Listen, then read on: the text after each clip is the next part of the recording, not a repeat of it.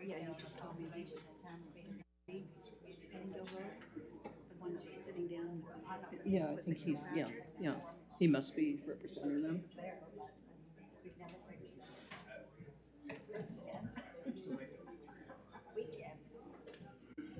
Good evening, everyone. Welcome to Quispamsis Council this September 19th of 2023. May I have the approval of the agenda, please? It's been moved by Deputy Mayor Scryer, seconded by Councillor Miller on the question. Please vote now.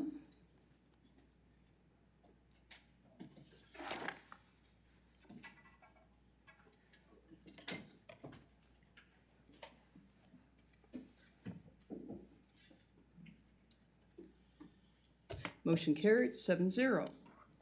Just a few remarks this evening.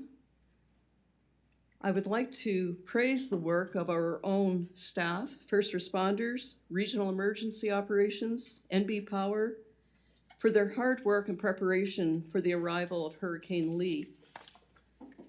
But thanks in part to the hard work of the town of Quispamsis staff, first responders, and emergency operations personnel, we seem to have avoided the worst part of the storm.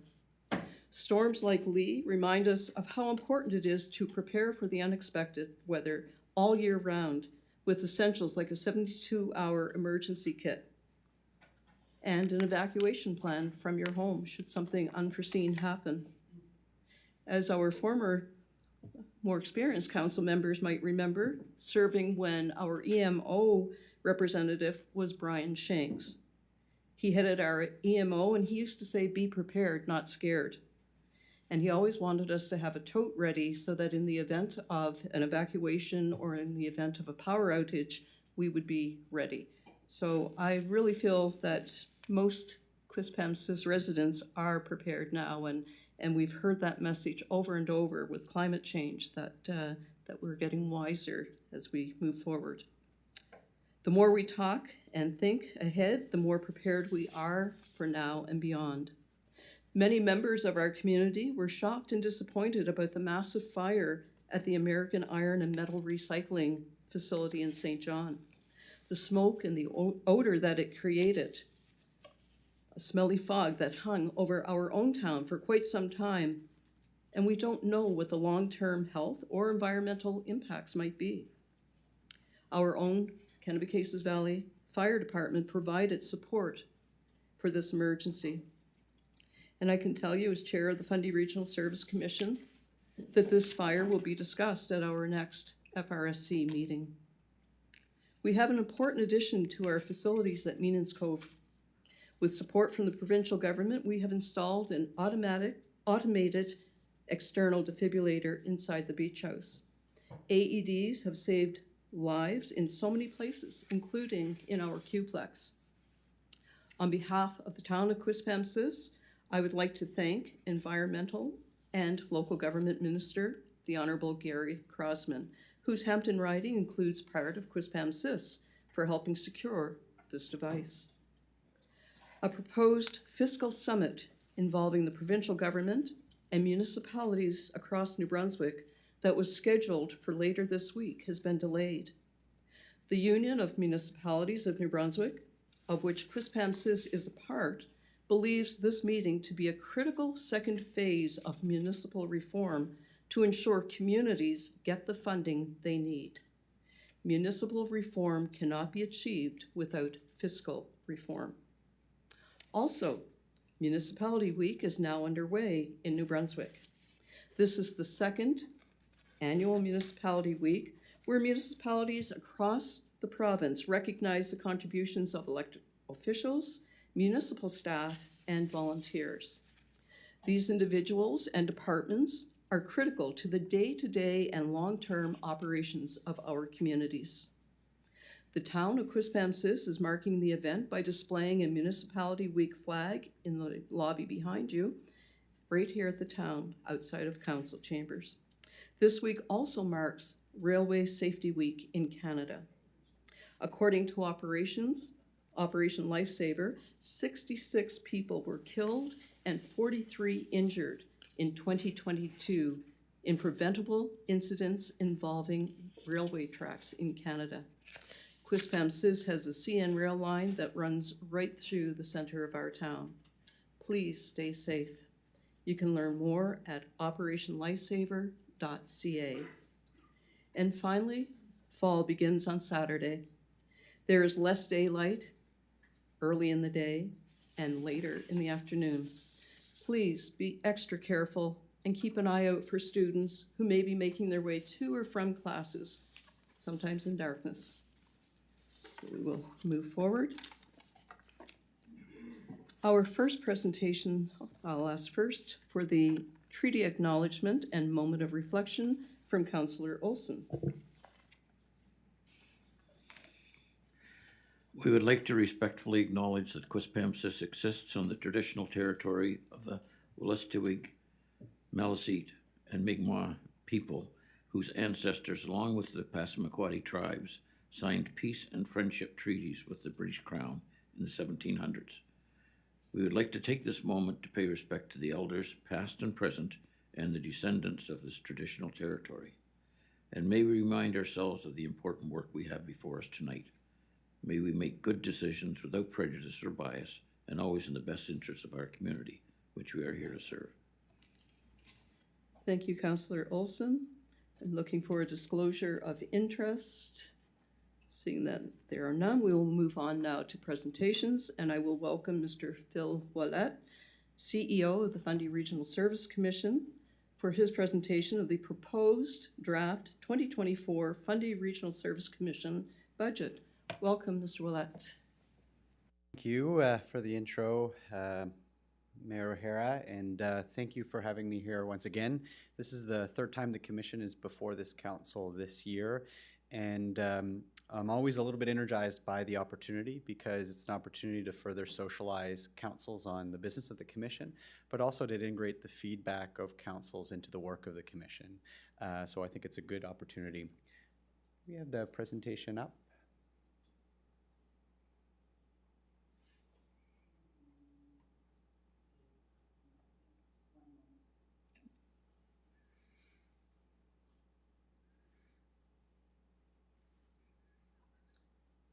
I can get going. Go to the next slide there. There, thanks. The objective of this presentation is pretty straightforward. It's to give a briefing on the budget. You've received the budget documents that the FRC Board of Directors received as well. And evidently our biggest purpose for being here is to receive your feedback and comments that you might have on the budget. If we go to the next slide. We're at another important milestone with this budget for the Commission and its evolving mandate. As this budget is trying to assemble and align our expectations with our new mandate with the budget, all while achieving results for our members and for our partners, stakeholders, and our customers. The proposed budget is one that sets the tone for the entire Fundy region and how we intend to navigate regional collaboration. And this tone is not set exclusively by this budget, but it was set by the board at the start of this year when it set its work plan and said, let's make the best out of this. Let's see what we can do. And it was also indicative of the board when they adopted the regional strategy recently in August, which was a massive undertaking, which was also received approval. And if I may try to define what that tone is, I think that tone is optimism, it's forward-thinking, it's collaborative, and it's thoughtful. This budget that's presented before you enables the Commission to deliver on this vision, the regional strategy, the newly formed committees, and the work of partners and stakeholders that will help the region achieve its potentials. Next slide. The development of the budget had a sequenced approach starting in June with some criteria.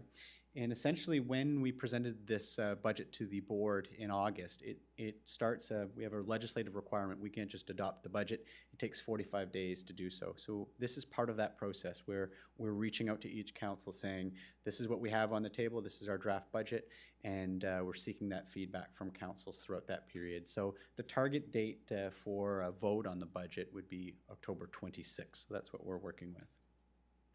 Go to the next slide.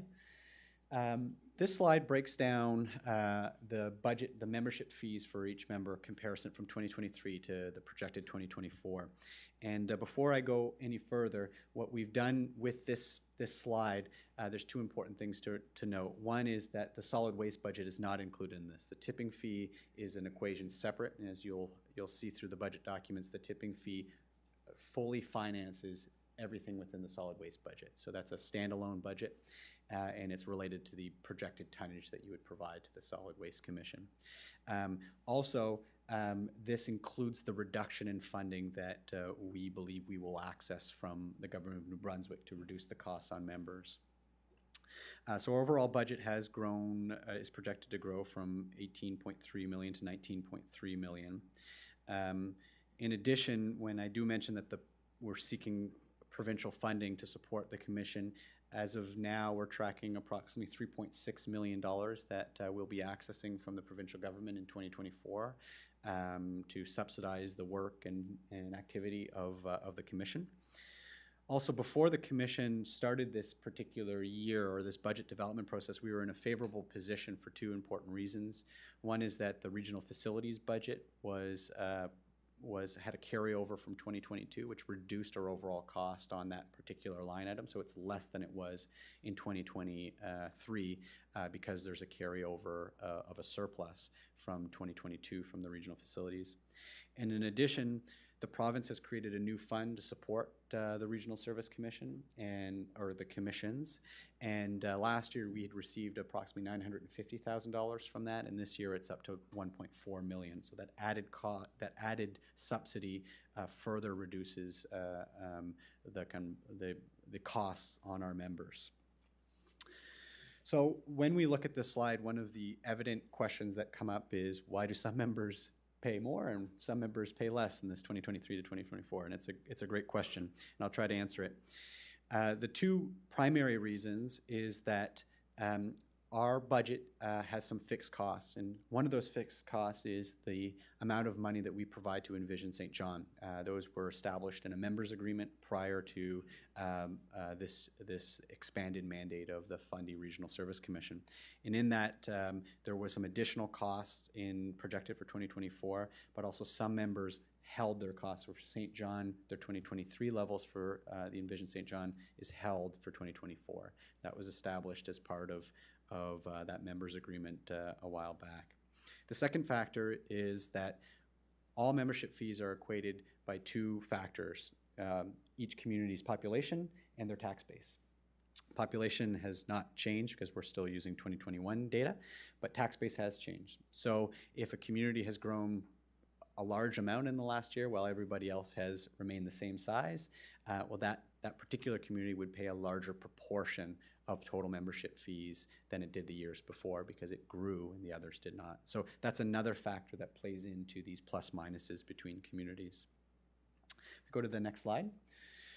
This slide just breaks down our budget, and our budget document does explain that 94% of our budget is allocated to three different services: the solid waste budget, regional facilities, and economic development. The majority of the remainder of the budget falls outside of that area.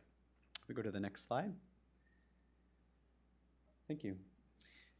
One of the new costs to the budget is this category called corporate costs. And to start with corporate costs, it's a line item in our budget, but it feeds every other service area. It's not a service area in itself. The corporate budget feeds in. So like office space is not in the public safety budget or in the solid waste budget. It's a budget line that would transfer across all our service areas. So it was difficult in 2023 for the 2023 budget to set a budget on corporate costs because we didn't know much about the commission and about these new mandates. We didn't know what they were going to be like. We didn't know what type of demands it was going to provide. After a handful of months in 2023, we have a stronger idea of what is required and what is expected of the commission with these new mandates. So that's really what's informing this. And there's a variety of pressures on corporate costs, but it's important to remember that the corporate cost unlocks our ability to deliver and bring value to each service. These includes the staff that support our newly formed standing committees, the various action items from our 2023-2028 Fundy Regional Strategy, and most importantly, to bring value to our members and partners. So for example, our committees, our new committees that were formed this year, bring together 40 different volunteers and partners from different areas. They're established, there's a governance structure. We also established the regional strategy, and there's actions as part of that. And the community that we've built around that is expecting a delivery of that service. So this budget is in place to really drive that, to say we've built something now we've got to deliver. And it is also cautious because we also know we've got to walk before we run. So this is not everything that we need, it's what we need to deliver in 2024 specifically.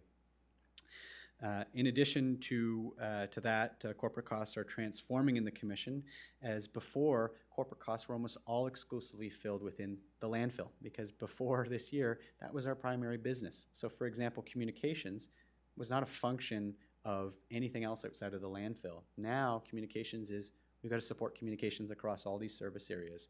So the corporate budget is being redefined. So you'll see in that budget that it's grown quite large, but there's a lot of factors that play into that, not just new costs, but transfer of costs from one area to another.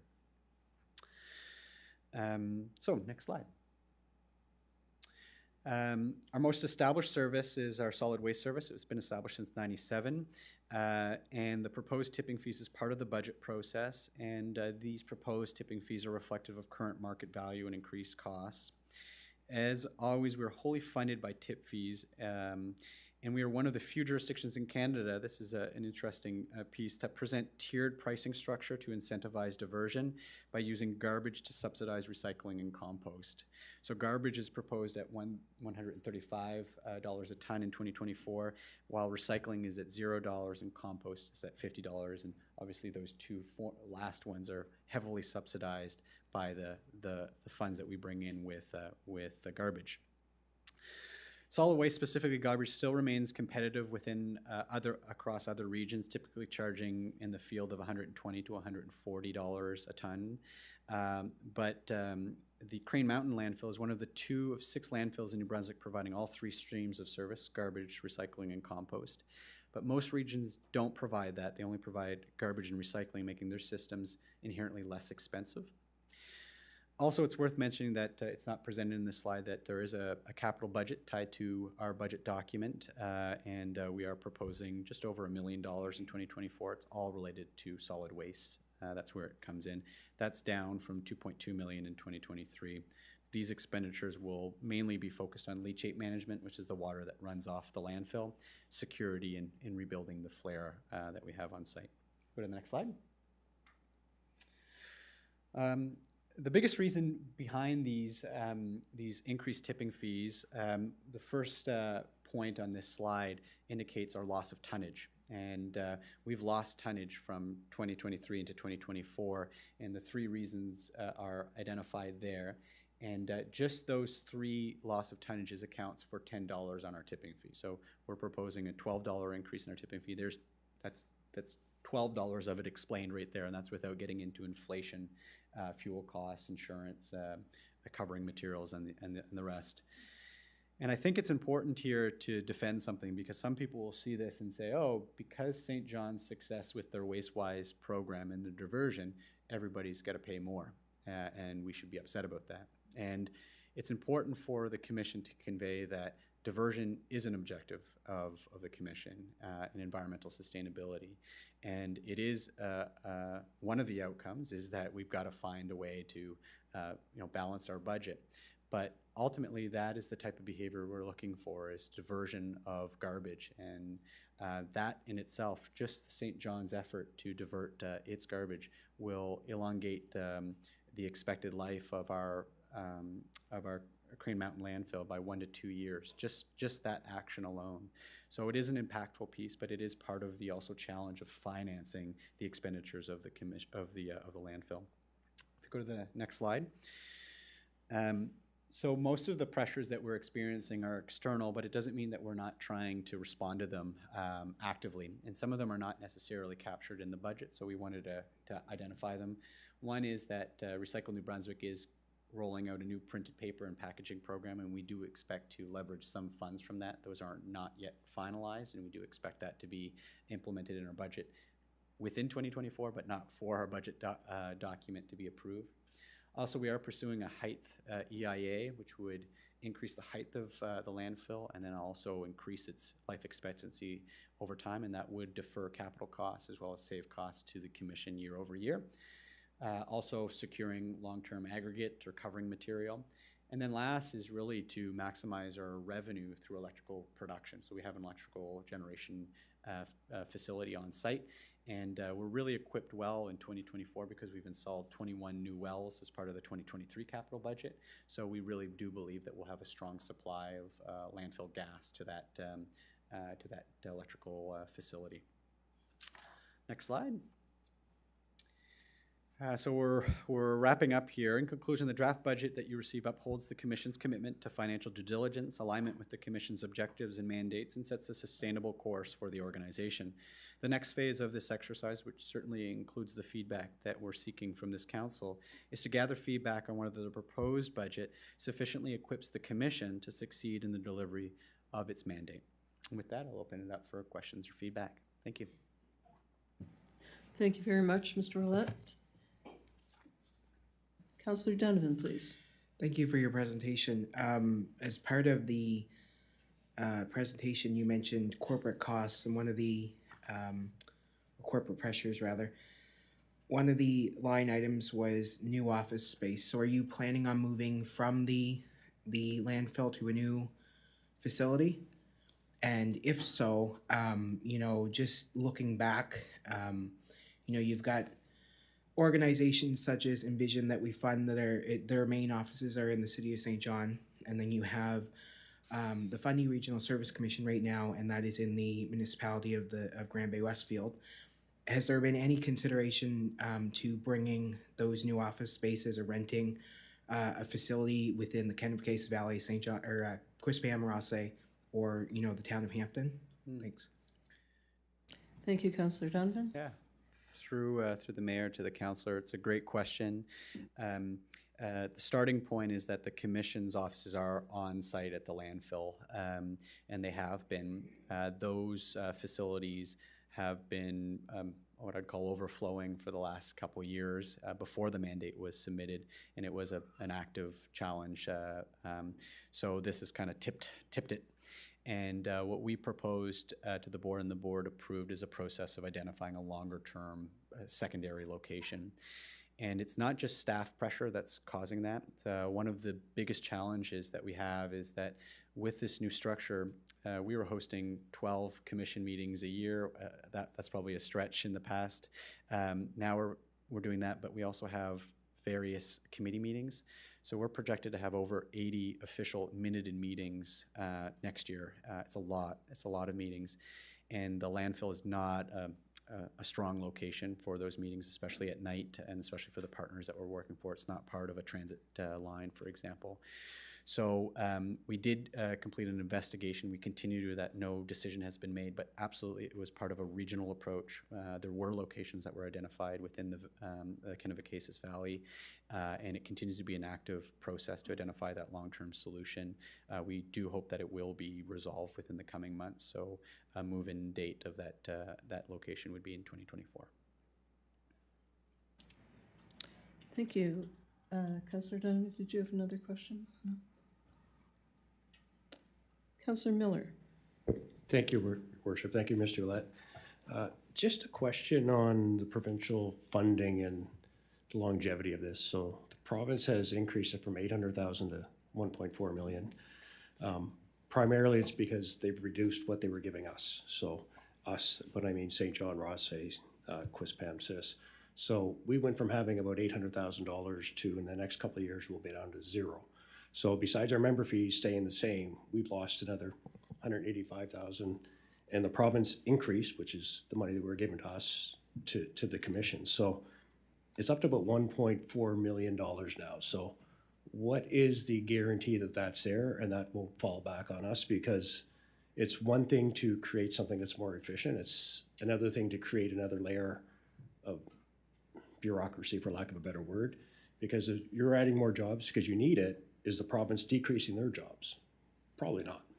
So, but how long is this provincial funding promised for? Because if it doesn't happen, we'll have to pay. And it's just a question because, and then next year when you get the extra money, will that be spent for more people? It's because you have more money, but we have less money. And so even though it looks like we're staying the same, we're not. We're going up every year. And, you know, we've already added in the capital costs. You know, we put a request in to have the Qplex considered at least for next year as part of a credit, for lack of a better word. So can you speak about the provincial funding and how long that's for or guaranteed? Thanks. Thank you, Councillor Miller. Through the mayor to the councillor, it's really an important matter for the board of the commission. In the budget document that's provided as part of this package you've received, it's actually one of the resolutions is that part of the consideration of this budget should include direct communique to the province on this particular matter that you bring up. And I think where they've faltered on framing up this particular fund is it sort of pits the local government against the commission, whereas both should be funded. You don't have to choose one or the other. But right now, when we go and we say, oh, we've received an additional $400,000, somebody who will know how much they're receiving less on the local government community funding grant will say, that's at our expense, that the commission's getting that. So it doesn't have to be that particular way. The province could fund both successfully. And I think, as the mayor said earlier this evening, there's a finance summit, and I suspect that would be an overwhelming comment from local governments across the province to say, you don't have to choose here. You can fund them both successfully. So on your question about sustainability, I think it's another important point. We have feedback that is the vision, is that this would be continued to be financed over year. The budget report does clarify that this is going to continue for the next 4 years. So I don't know the end date. They haven't. The province hasn't shared it, but we expect that it would be somewhere over $3 million that the commission would end up receiving, and it is the vision of the province, not the commission, that they would reduce all community funding to zero for all members and just leave an equalization portion. How much of that is, I'm not sure, but absolutely, I think that's a going concern for the commission and our local partners within the delivery.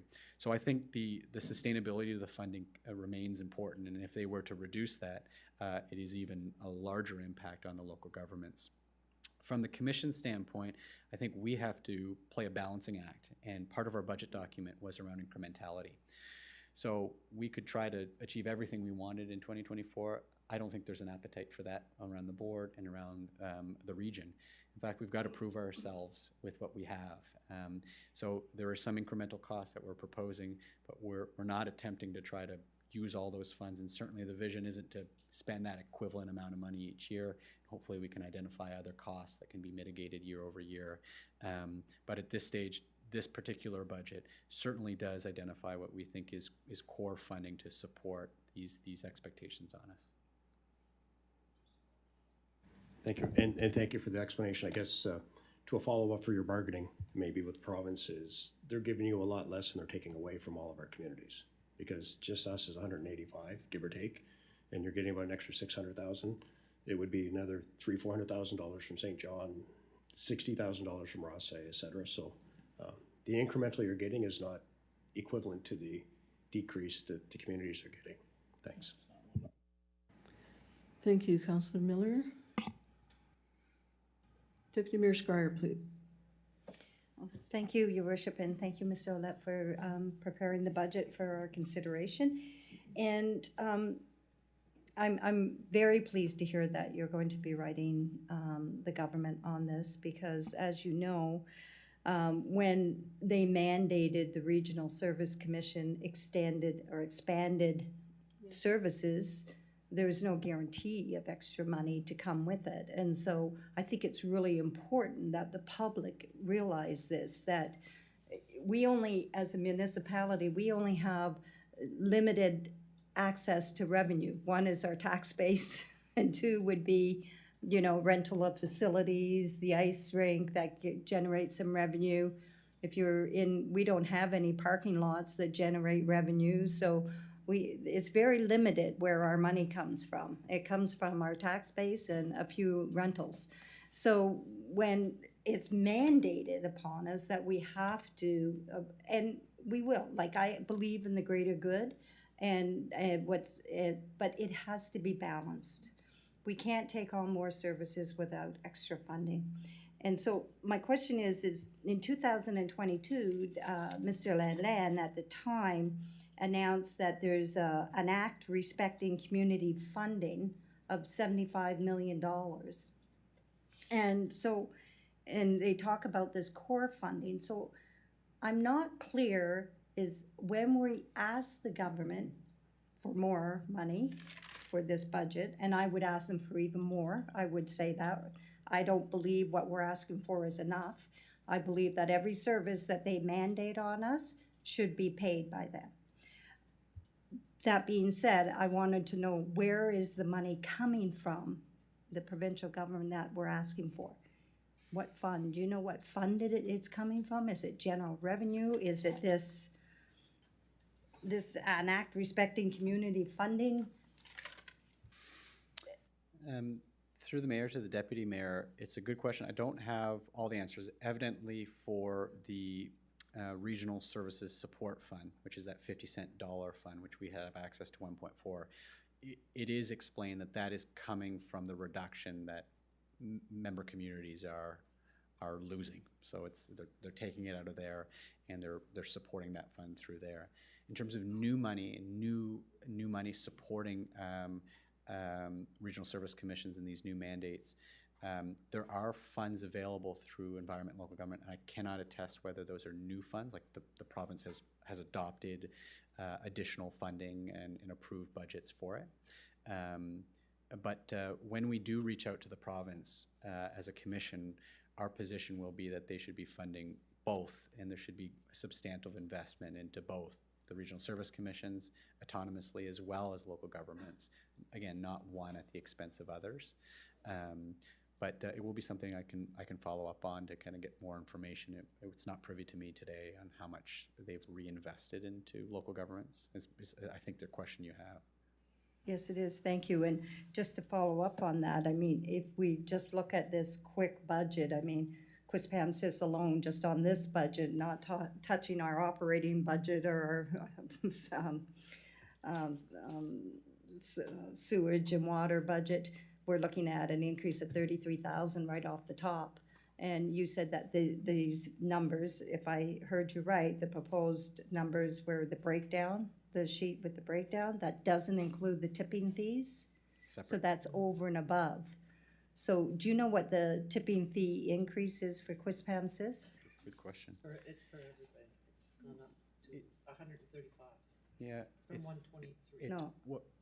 Through the mayor to the deputy mayor, in order to calculate that, and I don't have it readily available right now, but what we'd have to do is the projection that you'd have for tonnage in 2024, which we would calculate, we'd multiply that by the membership fee of 135, and that would give you your projected impact. But that's depending, again, on the projection of the amount of tonnage that's expected. So we would calculate that by past years of experience and whatnot. So I can get that to you. I don't have it readily available right now. It would be my desire that the commission ask for 100% funding of any new services that have been mandated by the government. And that would include our community development. I mean, that alone has gone up to, what, 221,000? It is projected for this year for community development, gone from 52,000 to 221,000. You know, I just don't understand where the money's coming from, and I want to be really clear because we're going into budget season, and we've got to know if I guess it asks the question, if their budget, if we don't accept this budget, then what happens? Yeah. Through the mayor to the deputy mayor, I wouldn't mind responding. So part of the picture of that is I've fortunately or unfortunately sent you a lot of documents as part of your agenda package, but on page 14 of 22 of the FRC budget document, so it's hidden in there in one of the documents, and I'll go through what that is. What we've done is we've clarified how we're going to spend that 1.4 million, and that's a direct subsidy. That's 50% of costs from this Regional Services Support Fund. So you'd mentioned the community development budget. We're projected to finance that budget by 123,735. So you're essentially, that's that subsidy. It's going right into that. Now, it's a complicated budget because when you open up that budget document, it starts with a corporate budget, and you're like, whoa, it's double the cost, you know. But that budget is basically filtered across, and community development is one of those areas. I'll just give you one example of explaining some of those escalating costs. In 2022, when we set the 2023 budget, we said, well, the CEO's salary is divided amongst all the different service areas.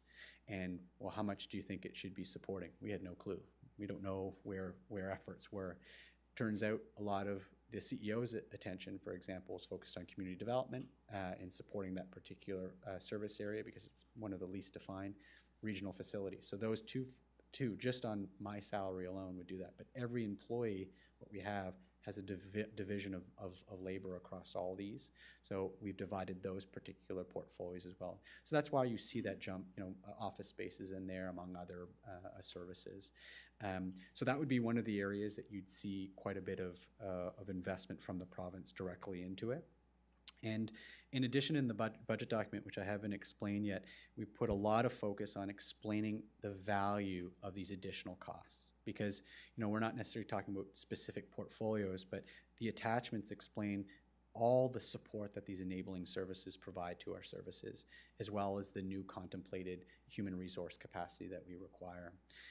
And the only thing that I would add is that, you know, the Commission's gone around, connected with partners, customers, councils across the region. And we established a regional strategy. We established these committees. And absolutely, I agree with you.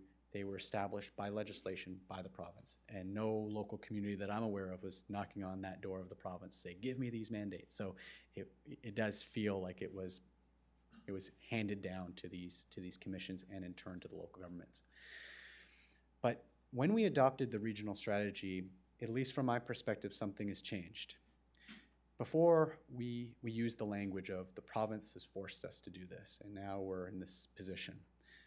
But now we've made this our own. We've made a regional strategy. We've created committees. And now there is a level of ownership that I believe is sensed in the board and in the region to say, now it's our responsibility. Now, does that mean that all these costs have to be borne at 100% on the local governments? Absolutely not.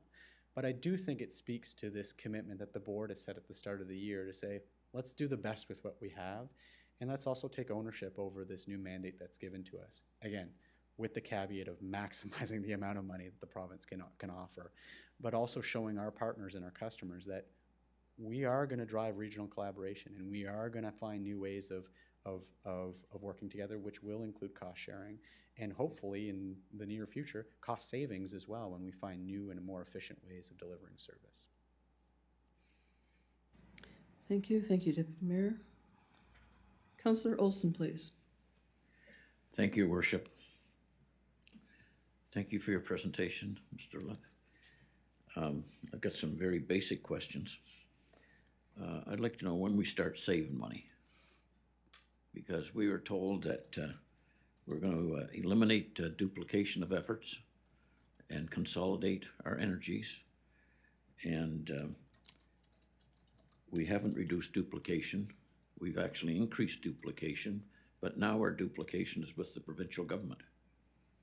We've been asked to take over or contribute towards homelessness, poverty reduction, and mental health. Those are all provincial responsibilities. I don't know what is expected of the individual municipalities to achieve anything constructive there. The funding of and hiring of individuals is going to cost money. Looking for office space is going to cost money. And the impact that has been put on all of the participants in the regional service commissions are impacting their original jobs in the individual municipalities. So I don't know where all this is really going, because we've been mandated to do all of this stuff. It wasn't the democratic process. We were mandated with short timelines to make decisions or jump on board or stay away or whatever. But I have a lot of concerns with them. Our budgets are going way up, and I don't see where there's any cost savings that's going to be recognized by the municipality. So I don't know if you've got any magic wand there that'll give us back money. I am still looking for that magic wand, but I will try to respond to your questions as best as I can. I can acknowledge that it's a challenging environment to say we need more funds to deliver the value that we have, that we want to deliver to the region, without having really strong indication that we've done it outside of the landfill, which is a pre-established mandate. And I think, at least from our members, there would be kind of consensus that that has been a valuable service. But I think at this stage, we want to build it so that there is a potential. And there is going to be a cost to that. And you're right, more staff will be required, more office space, again, with incrementality and this kind of sequenced approach. But I think the vision of this budget is one that does indicate that we've got to try. Not trying and minimalizing the investment into this gives us nothing to say that we tried. If we don't invest into this and we don't show that we're going to try to achieve value, we'll never know if it's actually possible. There's a legislative requirement, but then there's also a will to try this that I also think is happening at the same time. So I think that the resources that we're investing in 2024 enables us to investigate those cost savings. So whether it's transportation planning, whether that's public safety, I think a lot of those, when you look at the action plan of the regional strategy, points to opportunities. But those have to be investigated. I don't have the solution today, how those savings are, but it is clear that there is opportunity. Again, I give the example of regional facilities. We have 5 regional facilities that are legislated for us to pay for. There's no other option. The province doesn't give us a lot of wiggle room with that. We're the only ones in the province that have legislated. But how those perform, that is our responsibility to work with them to provide that. And now we're very well equipped with CAOs as part of that committee to oversee it, to dive into the sustainability of each one of those and to drive greater and greater productivity, revenue streams. And that's certainly the tone of that committee this year so far.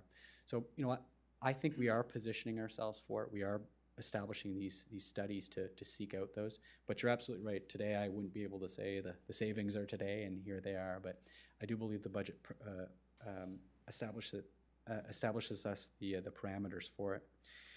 The second question you had was around the social mandate, and I would like to address that. We as a commission have been awaiting the province on what is this. You've shared that it's coming.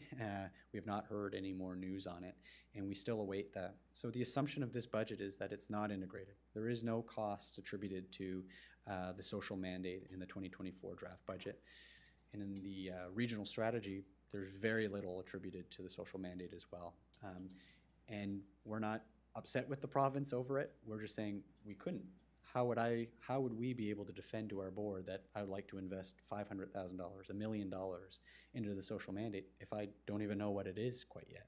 So that's an irresponsible thing to do, and I don't think the province expects us to do that. So what that means is 2024 at this stage isn't really set up for us to deliver much value in the social mandate because we don't know what it is yet. So once we do know, we'll be in a better position. So regardless, 2024 will be a transition year at the least for the social mandate. The last is that the mandate has been legislated to us, but to the point that I'd given to the deputy mayor earlier, I think there's more to it now. It's not just a legislative mandate. I think the region has come together and said, we're going to make the best of this. So that is part of it, and they've done that because of the legislation. But now they've committed to something to say, let's make this work. And I think the regional strategy is indicative of that. The committees are indicative of that. And certainly the vision of this budget is indicative of that.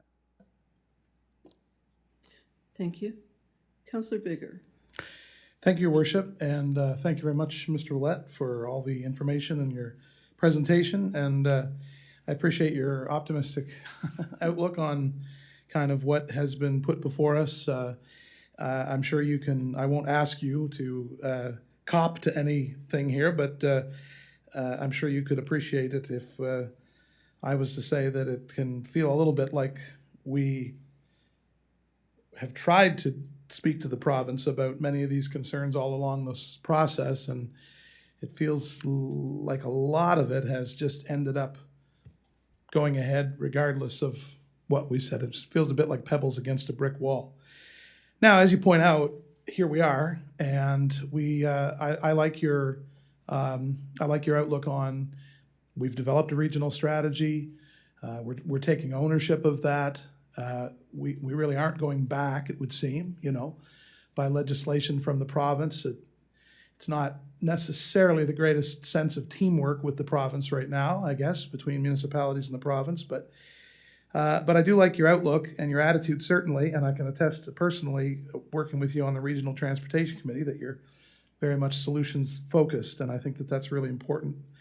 Under the regional strategy component of the criteria for the FRSC budget, I noticed that one of the bullet points here says to pursue an education and awareness campaign to support the Commission's transition.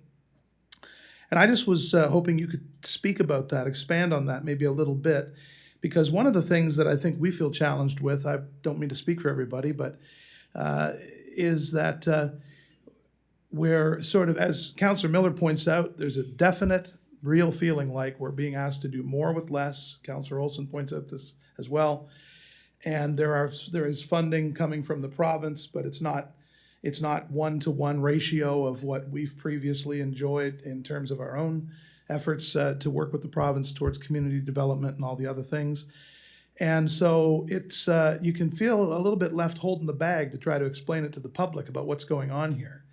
And so I feel as though this is a very important point in terms of, I'm not just talking about putting some posters up around at gas stations. I just wondered if you could maybe expand on that a little bit and maybe kind of help to better understand the responsibility that FRSC is taking in that regard to try to, not just sort of shove us out to the front of the infantry there on this, but let's go out together and kind of help the general public understand across our region what we're up to. Thanks. Through Mayor O'Hara to the councillor, thanks for the question. This is going to be an iterative process. Last year, I think I can attest that it was a challenging environment. The board members of the FRC were frustrated. They weren't getting information. The CAOs of the region were frustrated. So one of the most immediate communication needs was to inform our board and the CAOs more regularly, and I think that's been a real focus so far in 2023. The next level of awareness is these councils across the region. I think it's very important.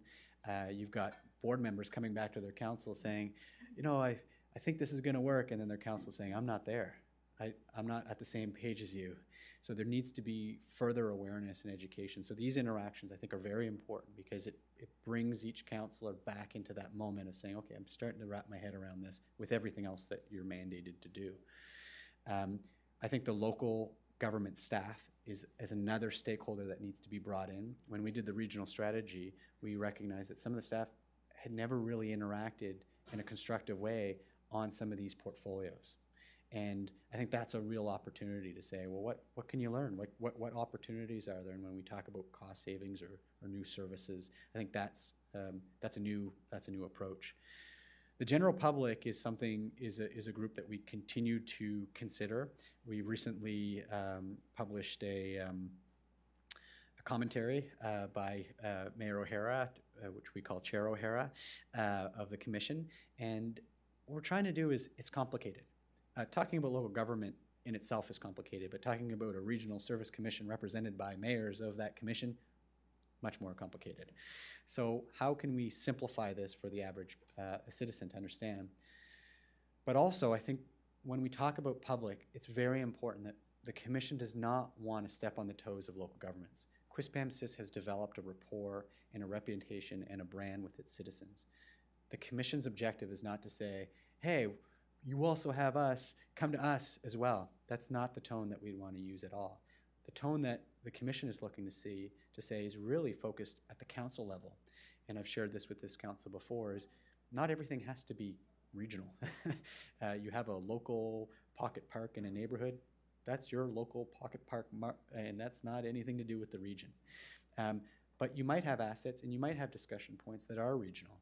And I think the commission should be there to offer that added value for when it is appropriate to talk about something regionally. So I think that's a going concern on a go-forward basis, is to respect the autonomy of each local government to establish its rapport and not to complicate things for the average citizen to say, so who am I supposed to go to now? We don't need the calls to come to the commission on local government business, and vice versa. So I think you'll continue to see that, an effort to socialize the commission and educate the broader public, but it is going to be iterative as we go through. Thank you. And just further to that, to Councillor Bigger's comments, typically a council is looked upon as providing infrastructure, economic development and tourism within their community, business attraction, population growth, and these are the kinds of things that we have been accustomed to doing prior to this reform being introduced. Now we're looking at, and we'll look at community development just as one. So under that mandate comes homelessness, affordable housing, and addiction. So you look at what we typically would do here, and we are saying now we're being asked to do these kinds of things which have been pointed out to be under the umbrella of health, of provincial health. So what do we do when we gather all that information? We haven't yet come to that answer of what is our role in all of this. So do we gather this information, do the assessments on what the needs are, and then hand this off to the province and say, now, here's the work that's been done in our entire region. We have all the numbers, all the stats that you need. We don't have the resources. We don't have the financial resources. We don't have the human resources to fulfill this mandate. But we are cooperating. We are collaborating throughout this region in order to do the best that we can in order to identify what the needs are according to the mandate. So now we have to take that a step further, and we're not quite there yet. We're still cutting our teeth. We are creating an office space because this is like setting up a new business. It's been put upon us, and we're, as Mr. Willett said, we're doing the best that we can because it is a provincial mandate. We do not have the answers for mental health, addiction, or housing strategies, but we are working on those. And we have people and committees from councils and from the private sector around this region who are also working very hard to try and taper what the needs are within our region. So if there are no more questions, Councillor Donovan. Thank you. And I just want to say that I think you're doing a good job so far. I would like to say that I have a love-hate relationship with service commissions, but I really don't love them, so it just leaves the hate. But one of the questions that I have that I've seen while scrolling through, Quispamsis has some major transportation issues within this community, and even in Rossay as well. Under the community services budget, there's a line that says that we will see additional resources to effectively deliver on a more accessible and expanded Dial a Ride program in 2024. Can you please give me a little bit more information about that? Sure. Thanks. Through Mayor O'Hara to the councillor, Dial Ride is an established program that was originally provided through a provincial agency, and that those have now fallen on to the commissions to deliver. So Dial a Ride is part of that, and it is to provide affordable transportation options for community members. We've had an active program. We've had to delay and review it because it wasn't being targeted to the broadest amount of our members or of our region, and it was time to review its delivery. So we intend to have in the coming months a rollout of that particular program and a new rollout of it. And I think there's an example of new value and added value. We've seen how other regional service commissions have used it as well, from transportation to and from. And that will be an opportunity for us to celebrate, some value, direct value to residents as well. Thank you. I believe there's a motion to be read. Deputy Mayor Scryer. Thank you, Your Worship. Mr. Ouellette, thank you for your presentation on behalf of the council, and that the FRC budget be referred to the 2024 budget process. Thank you very much. It's been moved by Deputy Mayor Scryer, seconded by Councillor Donovan. On the question, please vote now.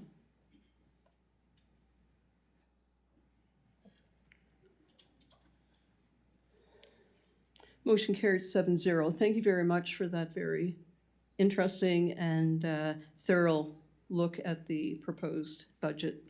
Have a good evening, Mr. Ouellette. Next on our agenda is Brian Gillis, presentation, Active Transportation Concepts to Connect QR Trail to Local Amenities.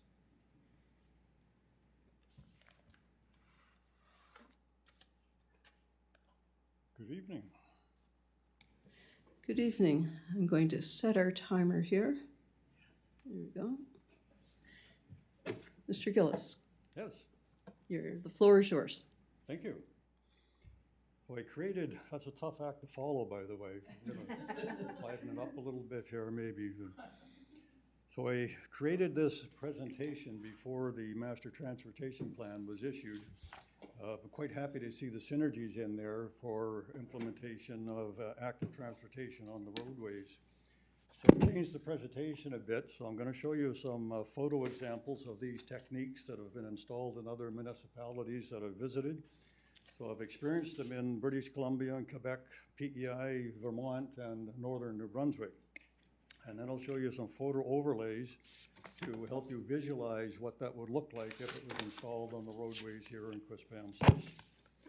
And my goal tonight is to convince council to insist on budgeting for active transportation for implementation next spring. Next slide, please. So for the last 13 years, I've stood in front of you with my desire to circle the Kennebecasis Valley and have an off-road system of connective trails that will get all the schools connected together.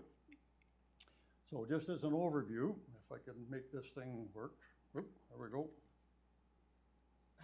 So the blue, oh, it's not going to work on there. Okay, you'll forget it. So the blue on there is trails that are existing. The red is trails that need to be implemented now, and the yellow are low volume roadways that we can use as a multi-use system. So the red on the bottom is Campbell Drive and Millennium Drive. The blue just about in the middle is the QR line, the wonderful QR line. The red part is extended into Rossay, and you come up through Rossay through various subdivisions of roads and trails and wind up back onto Campbell Drive. And I'll be in Rossay tomorrow evening at one of their committee meetings to explain how to get down the road to Kennebecasis Park and pick up the other school down there as well. Could you play the video now, please?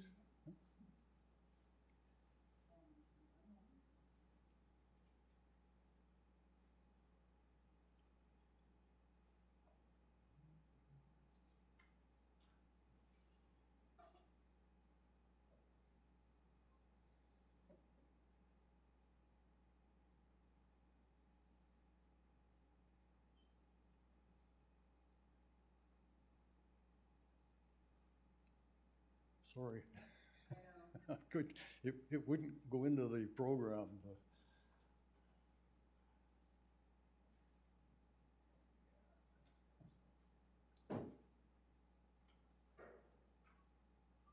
Ottawa is about to be one of the first cities in Canada with advisory cycling lanes. Popular in Europe and in the US, the system is great for adding cycling lanes to streets where they wouldn't otherwise fit, narrow roads with low volume traffic and low speeds. Here's how they work. Traffic from both sides share one center lane. cycling lanes are placed on each side of the road. When there are two drivers traveling in opposite directions, the vehicles move into the cycling lanes to pass each other safely. What happens if there's a bike in the cycling lane? Whoever is in front has the right of way. Vehicles travel behind the bike, but can then move back into the center lane when it is safe to do so. It is a whole new way for drivers and cyclists to share the road. Find out more at ottawa.ca.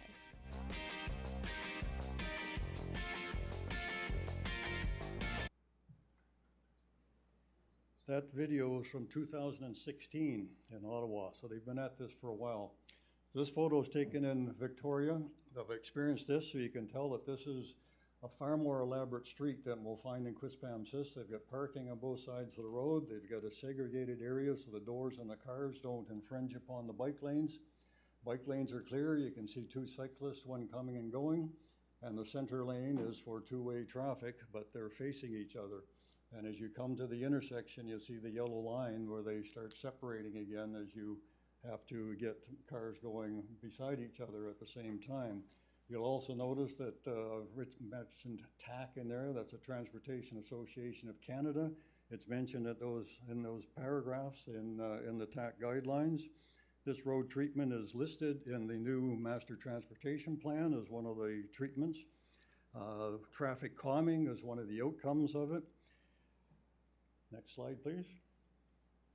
These are the signage that is generally put up. The sign on the left-hand side is from Vermont, actually. In that particular case, they had only cycling going on. The one on the right-hand side is from Hanover, New Hampshire, and they had a unique situation that we have here as well, where they want pedestrians using the side lanes. So they've altered the sign, and if you can see closely, there's a pedestrian shown on the same frame as the cyclist is, and they've altered the words on the bottom. It says the motor vehicles are to yield to bikes and pedestrians. I did have a chat with the engineer that developed the advisory lanes in Victoria. They've accepted them so well that they're going to expand them into other roads. And I also talked to the persons that were responsible for doing it in Hanover, New Hampshire, and they're over the moon happy. And matter of fact, the citizens are over the moon happy with how much easier it is to maneuver on this road, which is relatively narrow with no shoulders before they come up with this concept. Next slide, please. So where do we do this in Quispamsis? I'm suggesting that Queensbury would be the test area for it. So Queensbury in the new Master Transportation Plan is designated as a shared facility. And as I mentioned, advisory lanes are part of the technique for looking after shared facilities. There have been attempts to slow down traffic on this road by putting in chicanes and dividers to narrow the traffic lanes. There's no active transportation infrastructure on this road at the present time, even though it is one of the main links in the active transportation plan. And when you do this lineage on the road, it adds hierarchy as to who's supposed to use which lane. Next slide, please. So if it happened to work on that road, then what I'm suggesting is we move on to Cannon Road. So Cannon Road will connect the QR line to the Hampton Road, just opposite the Kennebecasis Valley High School. Next slide. And the old Coach Road does the same thing from the QR line up to the old Hampton Road, which is across the street from the Quispamsis Elementary School. Next slide, please. So two other types of treatments that are mentioned in the new Master Transportation Plan are roadside trails. So the one on the left, Waterloo, Quebec, when we were there, they had a need to connect one of their main trails that comes from Granby into Waterloo to get people into the center of the community. So this is raised, you can't tell by looking at it, but it's actually curb height. So you have a little bit of segregation from the traffic.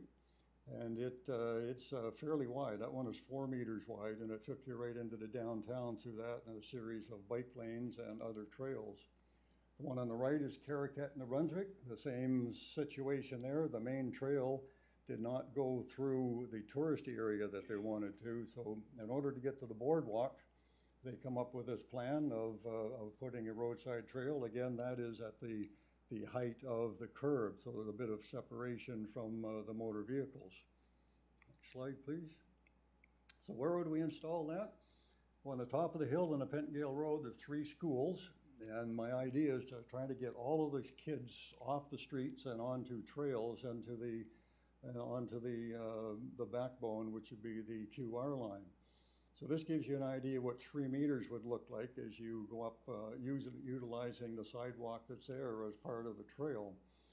You don't have to move poles, you don't have to move trees even, and the amount of frontage taken away from the houses along the way is fairly minimal. You'll also notice on this road, there's very little opportunity to change the width of the road because of the bank on the left-hand side going down and the banks on the right-hand side going up. Next slide, please.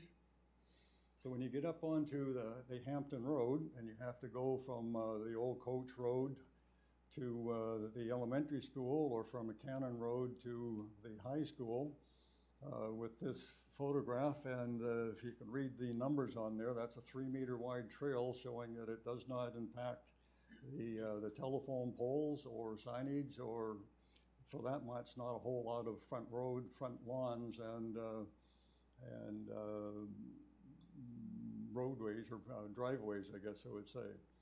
And ideally, if you took that same philosophy and ran it between the 2 schools, so from the elementary school to the high school, very few changes in ups and downs, so there's few intersections, there's not that many driveways, but you'll pick up 3 churches, the rink, ball field, seniors complex, and all of the subdivisions on that side of the Hampton Road would feed into this trail, which will take you down to the QR line, which gets you along through into Rothsay if that's where you want to go. Next slide, please. This is in Stanhope, PEI, another way of doing a roadside trail with a little bit of separation.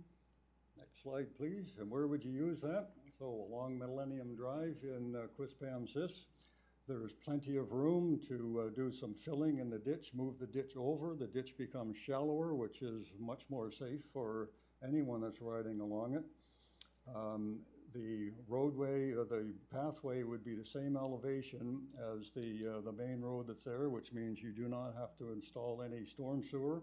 You would simply contour it so that it drains the same as the road does right now. You can allow for a green space in between, as you saw in Stanhope, and I've put a paved shoulder in there as well to make it a little easier for other transportation as well. That Thank gives you, Mr. Gillis. Your 10 minutes have run. I'll give you 1 more minute to wrap up, and then I'll open it up for questions or comments. Next slide, please. This is the bonus slide. So this is an idea to show you how far behind we are on this end of the country. So this is this end of the province, sorry. So this is on the Acadian Peninsula. So it's between Caracat and Shippigan and Tracadie, about dead center. This is an e-bike charging station. So they're so far advanced that they've got their communities interconnected and know that e-bikes and e-scooters and moon boards and everything else that people are using are the way to get around. And they've taken notice of that and made it happen. So if all those things seem too onerous, my suggestion would be the minimum you could do would be to get bike lanes painted on Vincent Road, Pentgale Road, and Hampton Road. The roads are the same width as they are in Rothsay, so it would be quite capable of doing that here as well. And if that seems too onerous, what you've got out there now you're calling share roads, which don't meet any TAC standards at all. So if you're going to leave them as share roads, please get the glyphs on the road doubled in size so they meet the TAC standards, and get some signage on the side of the road that is to TAC standards. Thank you very much. And certainly, as we work on our master transportation plan, some of these ideas will be considered. I'm going to go to council now. Councillor Luck. Thank you, Your Worship. Thank you, Mr. Gillis. I really appreciate your passion for this topic. As you know, I am a cyclist myself, and I definitely think that there is more that we can do. You definitely bring up some good points about just e-bikes have really changed the landscape. As you know, we did have a working group put together, and we are looking at active transportation, and it, again, change takes time, maybe slower than what I would like, but I think that a lot of your suggestions are very good. And I think, in terms of just being able to continuously improve people being able to move about our community without having to always rely on a vehicle, I think is essential for the long-term well-being of all of us, as well as just even our footprint in terms of climate change. So anyway, I just wanted to thank you for continuing to bring this top of mind and keep it top of mind for council, because I do think it's a topic that I'm very passionate about, and I do think it's really important that we do allocate some money towards it every year. So it's not going to happen tomorrow, but baby steps where we continue to look at ways to improve active transportation in our community. So at some point we'll get there. Again, it's not going to happen overnight, but I think that we do need to start somewhere. And your timing is perfect because we are going into budgeting. So I'm hoping that as a council, we see the value in this and put some money towards active transportation in our future plans. So anyway, just wanted to thank you again. Thank you, Councillor Luck. Councillor Donovan, please. Thank you so much for your presentation. I thought it was very interesting, and I've come to find that when you're passionate about something, I don't think you can ever push too much for it. One of the interesting roads you brought up was the Pettingill Road, and I do actually like that concept because, as you mentioned, it does lead to the some of the schools, as well as our QR trail that is very popular.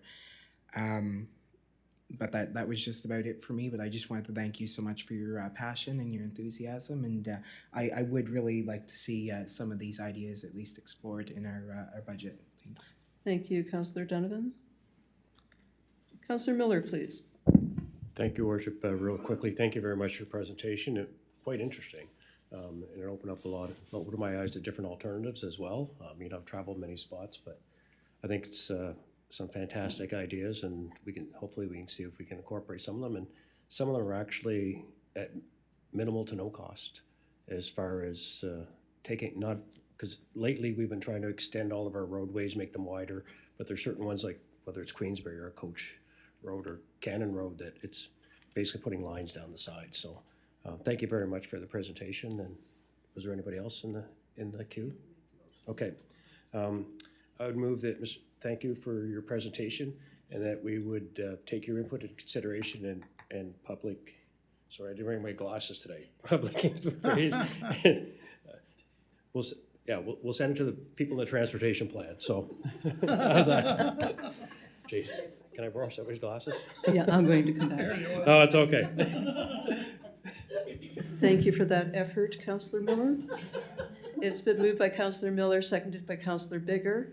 Councillor Bigger, did you have anything to add to that? Yes, I just wanted to say thanks as well to Mr. Gillis. And I mentioned when Mr. Willett was here that was up at the lectern that working on the Regional Transportation Committee, we had a meeting not too long ago, and someone from the city of St. John, we were looking at University Avenue and how that's been transformed with, it's been reduced from a 4-lane vehicle road to 2 lanes with protected bike lanes, of course, in what was the sort of the outside lane, or I guess the inside, depending on how you look at it, but you know what I mean, the outermost lanes kind of towards the sidewalks, with, of course, the safety, not pylons, but you know what I'm saying, there's I don't know what you call them. Stanchions. What are they called? Stanchions. Stanchions? Thank you very much. That sounds like scrunchions, which is what you get when you're in Newfoundland. But anyway, I was commenting at that time at that meeting that they have this embarrassment of riches in the city of St. John to have a 4-lane road that they could turn into a 2-lane road with protected bike lanes. I said, that is not the reality where I live, as you've well outlined. And I just really appreciate how you've applied both like sort of TAC standards and just some good insight about what works and given some wonderful examples of what's happening in other communities. And I'm not part of the Active Transportation Committee. I'm sure that everybody's got a good hold on what's going on there, but even your bonus slide with the e-bike charging stations, just really appreciate your enthusiasm for this and how you're looking at it with a very sort of customized to our community approach. So I appreciate that a lot. I hope we can incorporate some of this in the very near future. Thank you. And I do second the motion. Thank you, Councillor Bigger. Councillor Olson, please. No, that's okay. Yep. It's been moved by Councillor Miller and seconded by Councillor Bigger. On the question, Deputy Mayor Scryer. Thank you, Your Worship, and thank you for your presentation, Mr. Gillis. I know you made reference to our share of the road, and I just wanted to ask you a little bit about that, because when I look at the second slide, and you said, I think it was in Vermont, they found that they needed walkers as well. Yes. And that they actually, their sign says walkers and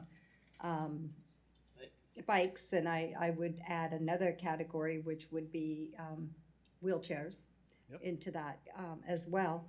I would like to, it's almost share our road concept that we have. So I guess I want to know, what is the TAC and what is it about our shared road that doesn't meet the TAC recommendation? I don't understand that. Okay, so the share row is different than the shared roadways that you have. So a share row is a cycling only arrangement with motor vehicles. And it's done by putting glyphs on the road. The glyph is a painted symbol that shows a bicycle with a couple of chevrons on the top of it. The glyph is supposed to show where the cyclists are going to be operating.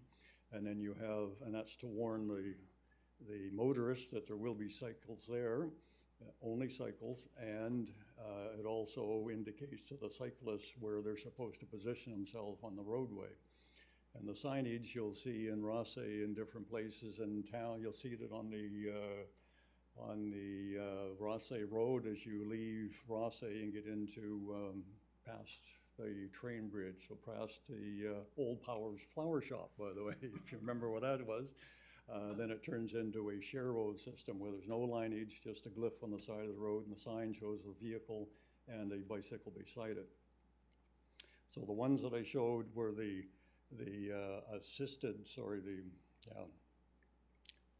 advisory lanes.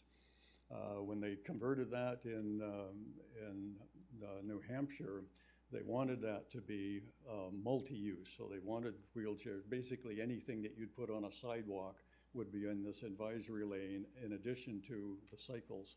And you'll find that the typical symbols would get you the pedestrians that would normally be on a sidewalk walking or operating facing traffic, whereas the bicycles would be going in the same direction as traffic. So you have the visual of the people using the same space, and you have to interchange appropriately, I guess would be the way I'd explain it. Hope that makes sense. I don't want to confuse the two road treatments. Thank you. So there's a motion on the table. You may vote now.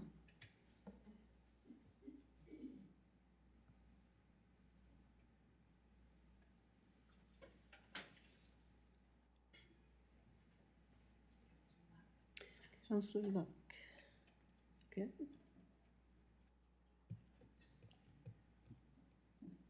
Motion carried unanimously. Thank you very much for your presentation, Mr. Gillis. Have a good evening. On to item number 6, public hearings. Application to discharge CPA agreement removing restriction that neighborhood commercial property only be used as a physiotherapy clinic, -615045 New Brunswick Limited, 33 Pettingill Road. Welcome. Please give your names for the clerk. Thank you. Barbara Sherwood, co-owner of Fundy Physiotherapy Clinic. And Monica Kilpatrick. Thank you. Welcome this evening. George, you may give your presentation, or So we just wanted to confirm, I believe we're here for the second reading. And we want to just confirm that there's no requirement to satisfy the subsequent development agreement. That was on page 3 of the staff report. I think it's the first reading. It's the first and second. Yes, it's the first and second reading, Yes, okay. Oh, should I read this one first? Okay.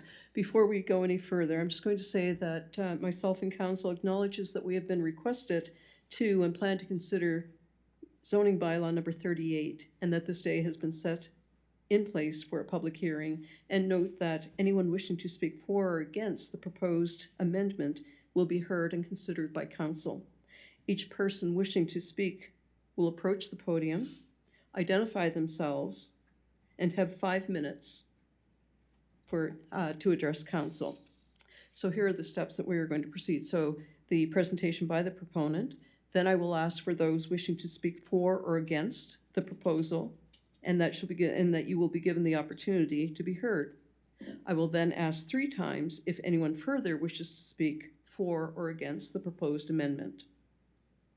The proponent may make a final submission. Council members may ask questions, and a motion may be presented and voted upon. Okay. So now we were here basically that we wanted to be discharged from the component of our development agreement, which would allow our building to only be a physiotherapy clinic, to allow us to go forth and sell our building, and for it to be zoned as neighborhood commercial. Okay. Without that component that it could only be a physiotherapy clinic. Okay. Yeah. So now I'm going to ask if there's anyone who wishes to speak for or against the proponent's amendment. Is there anyone who would like to speak for or against the proponent's request for amendment? Third and final time, is there anyone who would like to speak for or against the proposed request for amendment? There are none.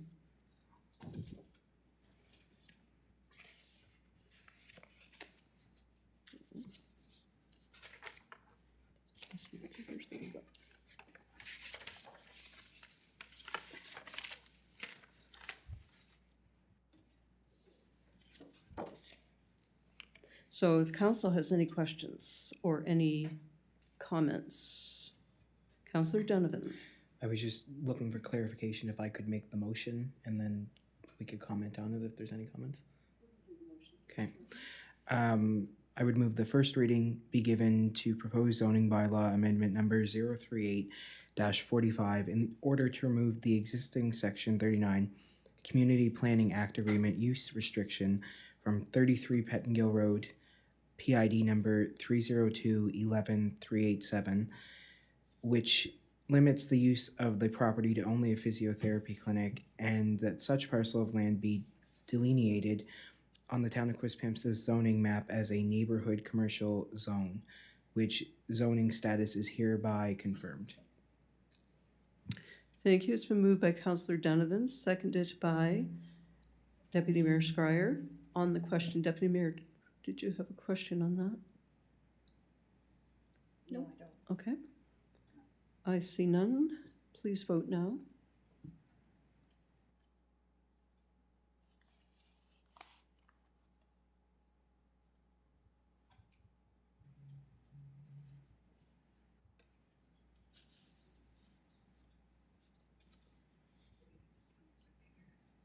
Councillor Bigger.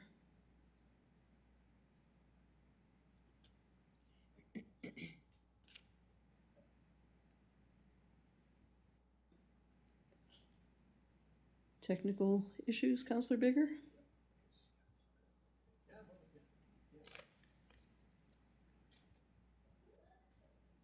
Motion carries 7-0 on first reading. Deputy Mayor Scryer. Yes, Your Worship, I'm prepared to put the second motion. Second reading to be given to the proposed zoning bylaw amendment number 038-45 in order to remove the existing section 39 Community Planning Act Agreement use restriction from 33 Pettingill Road, PID number 302111387, which permits the use of the property to only a physiotherapy clinic, and that such parcel of land be delineated on the town of Quispamsis zoning map as neighborhood commercial zone, which zoning status is hereby confirmed. Thank you. It's been moved by by Deputy Mayor Scryer, seconded by Councillor Olson. On the question. Councillor Bigger. Thank you, Your Worship. Yeah, I just wanted to confirm with the owners that I assume you're in the know of what Ms. Jarvis's staff report says about the need to enter into a new developer agreement for anybody who would be looking to make renovations on that property going forward. And then, of course, the recommendation about the expansion of the buffer it's a little thin up against a residential community. I guess that was okay at the time, but that would need to change going forward as well. And so the proponents have been made aware of all that, I'm sure. So I just wanted to confirm that. Thank you very much. Yes. Thank you, Councillor Bigger. I will go to Ms. Jarvis, our planning technologist. Hi there, and through you, Your Worship.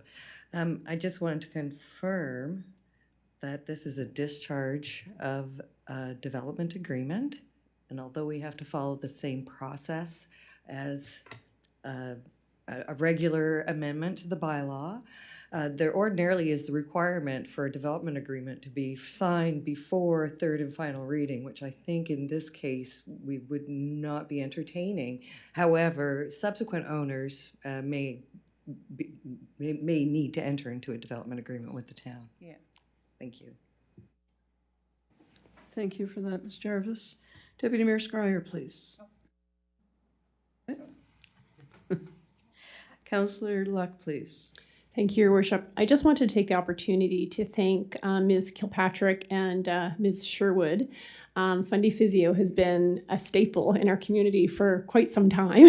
So I just really wanted to acknowledge what you've provided to the community and thank you for, kind of being here for all the injuries and, and helping everyone get back to, active living. So anyway, I just wanted to acknowledge and thank you for that. Thank you very much.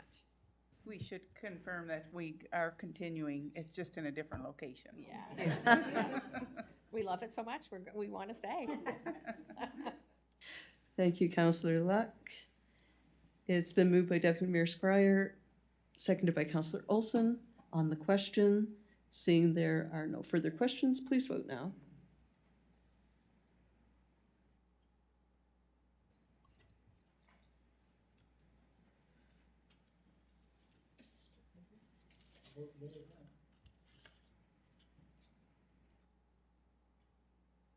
Motion carried 7-0.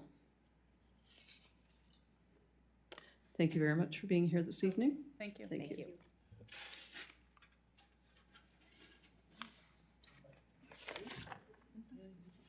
Item 6B, rezoning application, JP Custom Homes Limited, PID number 3088112 and 30118384, 45 Old Coates Road and 1 Hovey Road. Should we read that again, Kathy? Before we begin, I just want to acknowledge that Council and myself have been requested and plan to consider amending zoning bylaw number 38, and we have set this day in place for a public hearing. And we note that anyone wishing to speak for or against the proposed amendment will be heard and considered by council. Each person wishing to speak will approach the podium, identify themselves, and have a 5-minute timeline to address council. We will first hear from the proponent. Then I will ask for those wishing to speak for or against the proposal, and you will be given an opportunity to be heard. I will then ask 3 times if anyone further wishes to speak for or against the proposed amendments. The proponent can then make a final summation, and council, after your final summation, may ask questions, and finally, a motion may be presented and voted upon. Good evening. Please give your name for the clerk. Peter Donovan, JP Custom Homes. Welcome. You may do your presentation. We're currently proposing to rezone 45 Old Coach Road and 1 Hovey Road from R1 to R2 designation. This would allow us to construct 5 buildings on the 2 properties, totaling 17 new building units. A landscape buffer of 3 meters will be constructed around the perimeter bordering any existing R1 zone. And there will be hard surface asphalt for all roadways and parking within the development. So, thank you.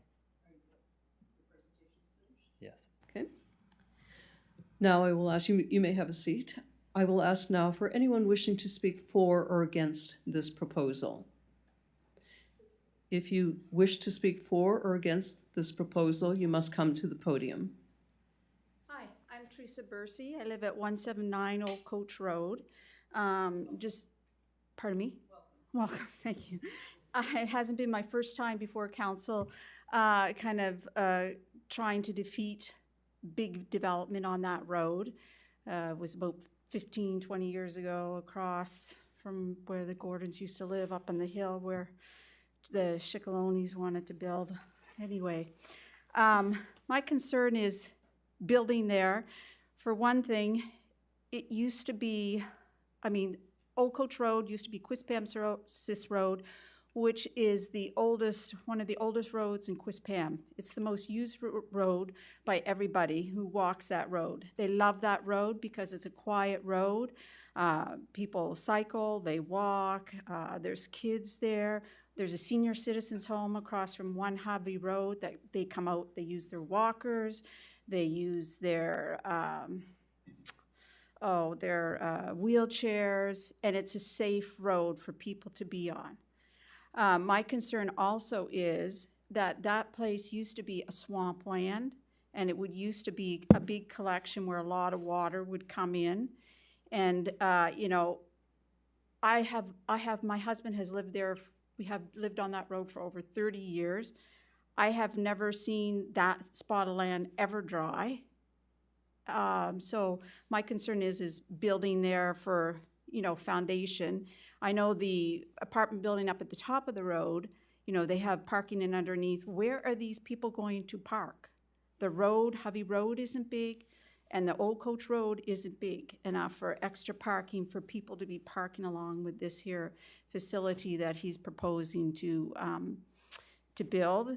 Also, where's the traffic going? We've got an elementary school up top. We've already got that big building there. We've got a daycare, a kid zone there. We've got a daycare right next to where he wants to build. Just down the street from there, we have another daycare, home daycare.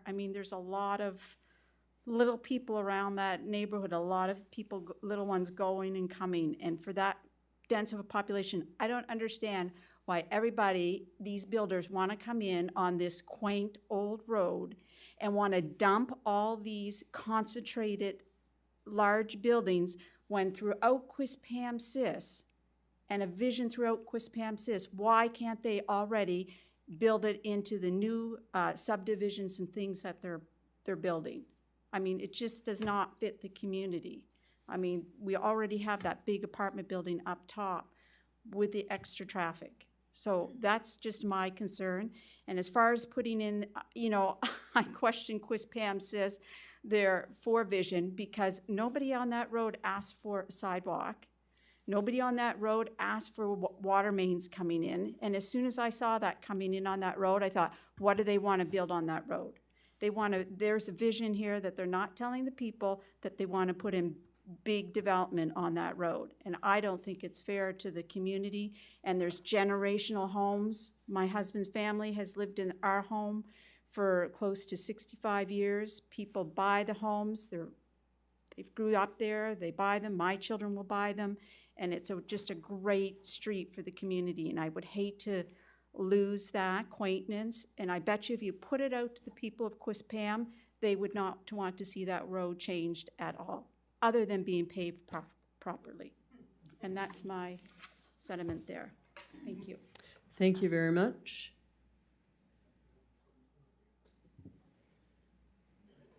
Is there anyone wishing to speak for or against the amended proposal? Hi, my name's Don Cadra and live at 16 Ovie Road. Welcome, Mr. I first moved to Quispamsis in 76. Ovie Road was still gravel at the time. There used to be a little ditch across the street from my house. During a big rainstorm, there would be an educated guess of maybe 50, 100 gallons a minute come down that ditch. Summertime, that ditch was dry, all summer. Wintertime, there was snow in it. We had just a little bit of rain the other day. My wife and I, who lived in this house since it was built, watched the water in 5 minutes come down that ditch and completely wash out the lawn of our neighbor's house. Water come over top of the driveway. We've never seen anything like this since I've been here in 76. There's never ever been water like this. I want to know, before any further developments are done in this area, what kind of guarantee do I have that my house is not going to get flooded from the deluge of water that comes in my driveway, washing out my lawn, depositing gravel 50 feet off of the street in my yard, that this is going to be fixed before we have further development that's going to take more trees and soil base off of that hillside, which this lady already iterated that property that they're developing, other than the high side of that, is nothing but swampland.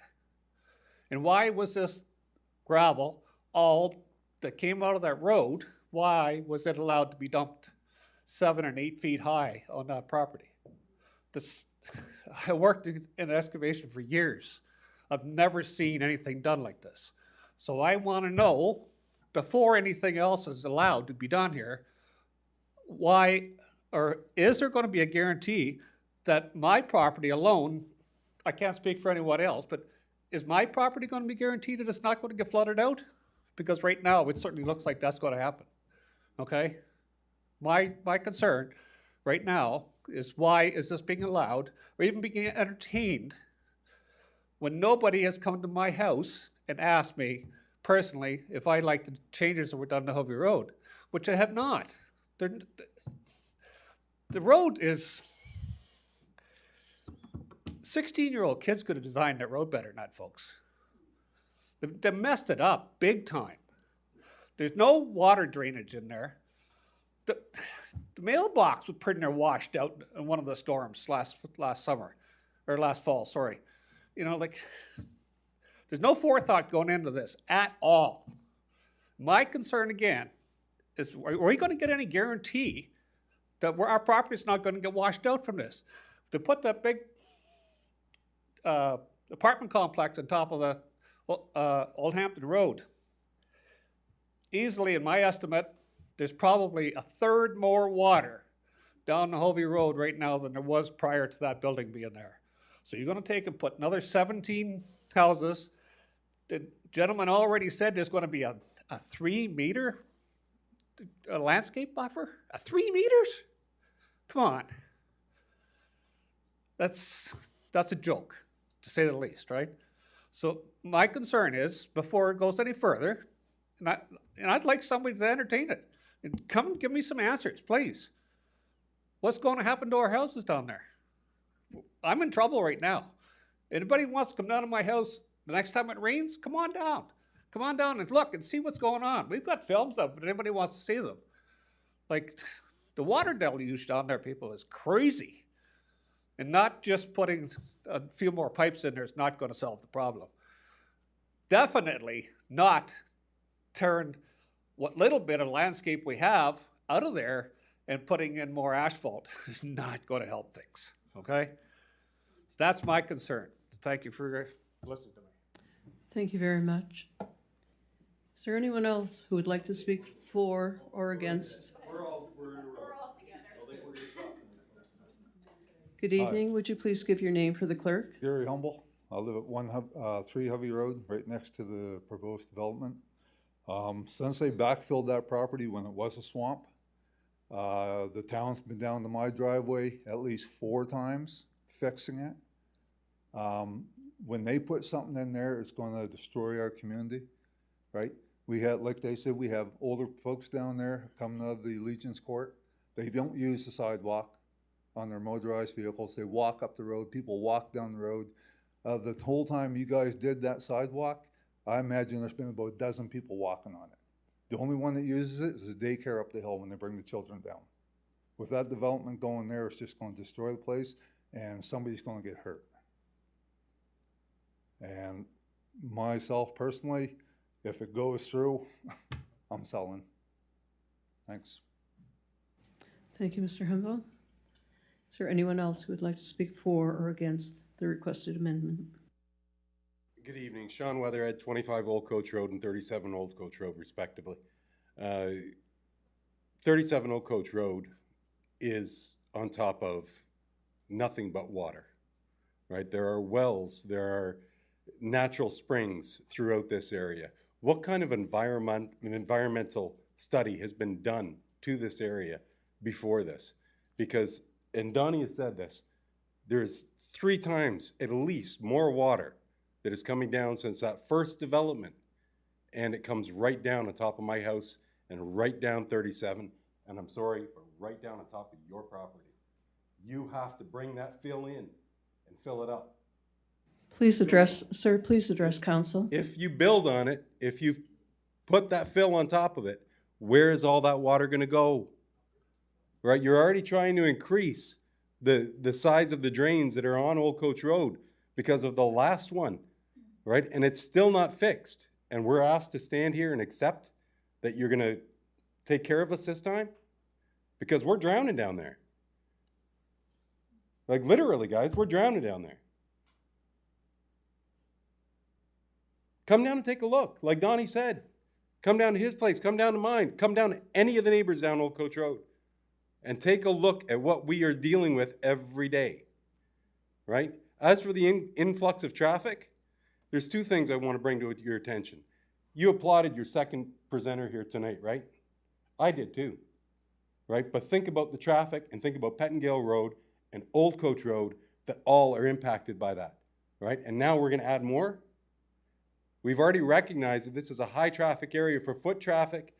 All the new traffic that we are experiencing as a society going into and experiencing climate change, right? But yet we are not trying to address it, right? Instead, we're asking our citizens to just hold wind and hope that we don't get washed away with it. That's not fair to us. We all pay taxes.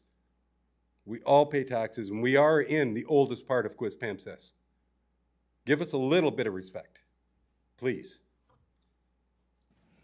Thank you very much. Is there anyone else who would like to speak for or against the requested amendment? Please give your name for the clerk. Welcome. Caitlin Babineau, and I'm at 41 Old Coach Road, right beside the empty lot. Good evening, Your Worship, Deputy Mayor, and Council members. My name is Caitlin Babineau, and I have lived at Old Coach Road for the last 12 years. I'm going to start by giving a backstory of the road as I know it to be. Shortly after we moved in 2011, the empty lot beside us, which had big, beautiful trees on it, provided privacy to the corner of the road and absorbed the majority of the water. It was shortly then after we moved in that it was cleared and dirty fill was actually brought in to fill it. With every neighbor in the area being on a well, large chunks of asphalt, metal, and even car parts were a concern. Everyone thought that there was going to be a house built on that, and everybody wondered how this could be possible with the amount of water on these particular lots. In fact, one neighbor was told that nothing could be built at 1 Hovey because of the amount of water and springs running through it. 45 Old Coach Road, we were told that it would only be big enough to build at least 2 garden homes or townhouses. Now we're looking at 17 units. These lots have always collected lots of rainwater, groundwater, and water from the culverts. Both lots were and always have been very, very wet, muddy, and full of water. In fact, when I attended the PAC meeting last week, I saw a picture and the majority of it, especially one hovey, was blue from the diagram, which to me means there's still quite a bit of water underneath all of that fill. In May of 2022, when the roadwork began on Old Coach, the construction company that was doing the roadwork had actually parked their equipment on the empty lot. And that being said, I watched each truck pull in and I watched each truck sink in mud. That lot was quickly filled in with dump truck after dump truck from the fill from the road that they were removing. When we had a beautiful sidewalk put in, ditches dug deeper down to prevent the water from coming over the road, and I can attest to that because my crawl space has flooded 3 times. The third time had 3.5 feet of water in a 5-foot crawl space. And the only way we got the water stopped from coming in was, thankfully, it was winter, and we had somebody plow snow at the top of our driveway to prevent the water and keep it going down the street. After that, the big, beautiful sidewalk was put in, the ditches were dug deeper, larger rock was also added, a water main installed, and storm drains put in to complete the work, and then our road was eventually paved in October of 2022. Sadly, twice now, both on July 27th and then again on August 30th, we did have heavy rain that our road suffered major damage, and it wasn't even a year old yet. Several people couldn't get out of their driveways, including one resident who has medical issues. This was frustrating to not only myself, but to all of the residents in the area. We thought by the road getting fixed, we would be safe from water. We were wrong. Since the road work has been done, we have seen damage to not only the road and rock beside the road, but one resident has had his basement flood, not once, but twice. And he has lived there for 30 years and has never had water in his basement. So why now? Why, after thousands of dollars have gone into this road, is this happening? Now, I know the town is hoping to resolve the issue, and we have a new contractor on site and a new plan to fix the road, and I pray it works. But I'm gonna say I'm not very confident because of what happened the last time. I did read this from the Town of Quispamsis website. I quote, "Our vision, Quispamsis is forward-thinking community where families enjoy a safe, friendly, and active lifestyle surrounded by beautiful, natural environment." This quote made me really think that multiple unit buildings do belong in Quispam, but they have to be placed in the right place. So I ask all of you today, put yourself in my place for just 2 minutes. Pretend you live on my street. Pretend you live in my home. Pretend you are me. Would you want to open your bedroom window each morning and look out at 17 units staring back at you? Would you want to have your kids playing in your own backyard and have multiple units lining your entire property? Would you want to increase traffic on your road? Would you want your property value to go down with having a multi-unit rental next to you? Would you want to worry about more rodents trying to get into your house because of dumpsters beside your home? I know the answer to this is no. I also know that we need housing, and I know that it is important to build multi-unit buildings for people to live in. And I am not against buildings being built, but I am against this particular building going in at this particular location. This is a subdivision that is full of houses, a subdivision that is full of families that have lived here for 12 years like myself. Some have been here longer, 20 years. We have neighbors that have lived here for as many as 30, 40, and even 53 years. We want to keep our quiet street. We don't need any more traffic or noise. We have so many people that walk our street to connect to the trail. We have kids from several daycares, many students from different schools, and senior citizens who walk this road. We are one of the oldest streets in Quispamsis, and we want to keep our street the way it is. I am sure I can speak for many residents here today, and for the residents who couldn't make it.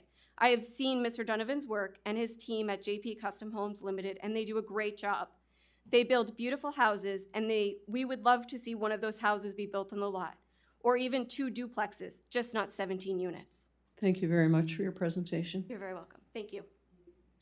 Is there anyone else who would like to speak for or against? Thank you. Please state your name. My name is Gary Shaw, and I'm on 7 Hovey Road, which is the 3rd house on the left. I'm just going to provide a little bit of historical data about that whole chunk of land. We were the first people to build on that property, and by the way, the flooding that was in the basement, that's our house. back in the early 90s, that whole piece of property was going to be sold by Arthur Miller, and who's actually going to sell the whole parcel. And we were going to buy it. Another buddy of mine, we're going to buy it, but of course the price, he changed it. He ended up subdividing it into 5 lots. And my wife and I took a look at all the individual lots, and the one we picked was probably the driest, but the rest of them were very, very swampy. The one, the biggest lot, which is off the Old Coach Road, I find it awful hard to believe how they could build something in there. It's a nice, fairly big piece of property. They got a brook that runs through that, and there's a lot of water, a lot of swamp, and I'm just surprised that anyone has ever built in there. Besides, we had the driest piece of land, and it's very, very swampy. And just the water itself has been a big problem. And over the last little while, of course, with the culverts and with the water, and it's been crazy. We just happened to be home a couple weeks ago, and we're just getting ready to leave, and the water started coming in the basement. And it's a good thing that we were there and put the towels out, and but there's crazy amounts of water comes across that road, and I know that building at the top of the road that they just built, it definitely isn't making things any easier. And I just like to mention too about the resale value of this thing. Apartment goes up. I mean, our houses aren't going to be worth too much. And you know, in hindsight, looking back, I should have just bought all the property. I couldn't imagine ever that there would be apartment buildings even think about putting up in that area with just the land itself. And with the construction that would be going on, and I know that put that sidewalk down the hill, that's a new thing, and that just it's going to create a lot of danger, I think, for kids using that sidewalk and the vehicles and this and that. But that's it, and I just hope this does not happen, and I'm hopefully that it will not go through. Thank you. Thank you, Mr. Shaw. Is there anyone else who would like to speak for or against the requested amendment? I will ask 3 times. Second time. Welcome. Please give your name for the clerk. Hello, my name's Travis Palmer. I live at 33 Old Coach Road. I just want to echo the same sentiment my neighbors have and to say I'm not pleased with the idea of this development. I didn't have any idea how bad the water damage had been to their properties thus far. Also, just the increase in traffic. As a father of a young child who bought a house there 2 years ago on a quiet street, well, that will change it completely. Not for it. That's it. Thank you very much. I will ask again 3 times. Is there anyone who would like to speak for or against the requested amendment? Welcome. Please give your name for the clerk. I'm Ryan McQuinn, 66 Old Coach Road. I bought my house in 2015. My son was 3 at the time. He's 11 now. He goes out, plays in the road. His friends come over. They play in the road. There's kids on Hubby Road that they'll play in the road, hockey, bike, whatever, right? There's going to be a bunch more traffic coming up and down the road now because 17 apartment buildings. How many people are going to live in each apartment building with a vehicle? Where are they going to park? There's not enough room there for, someone stated 2 apartment buildings years ago, but yet he's going to put 7 in now. Where's the space coming from? I was showed deeds to houses from 30 years ago that show the spaces for the road or the property lines. They're changed since he's got surveyors in there. Where does the land come from? They're pushed back. People are losing property. How do they get it back? There's houses that are now 2-3 feet from the property line. How did they change?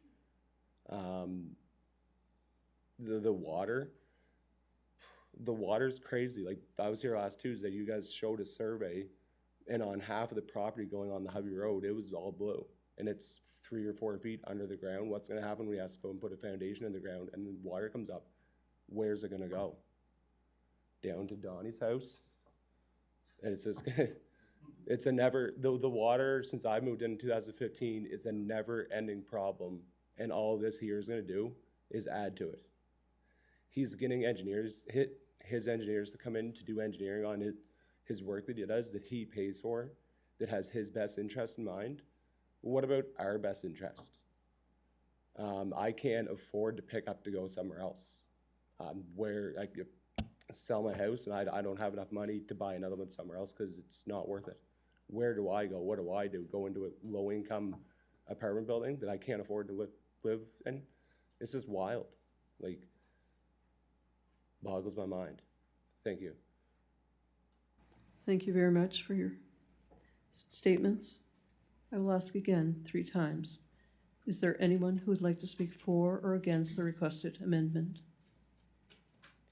Is there anyone who would like to speak for or against the requested amendment? Is there anyone who would like to speak for or against the requested amendment? The proponent may make final remarks, and bear in mind that it is only the proponent who gets to speak, that the opportunity for those speaking for or against, that is already gone, okay, after I read that 3 times. Sir?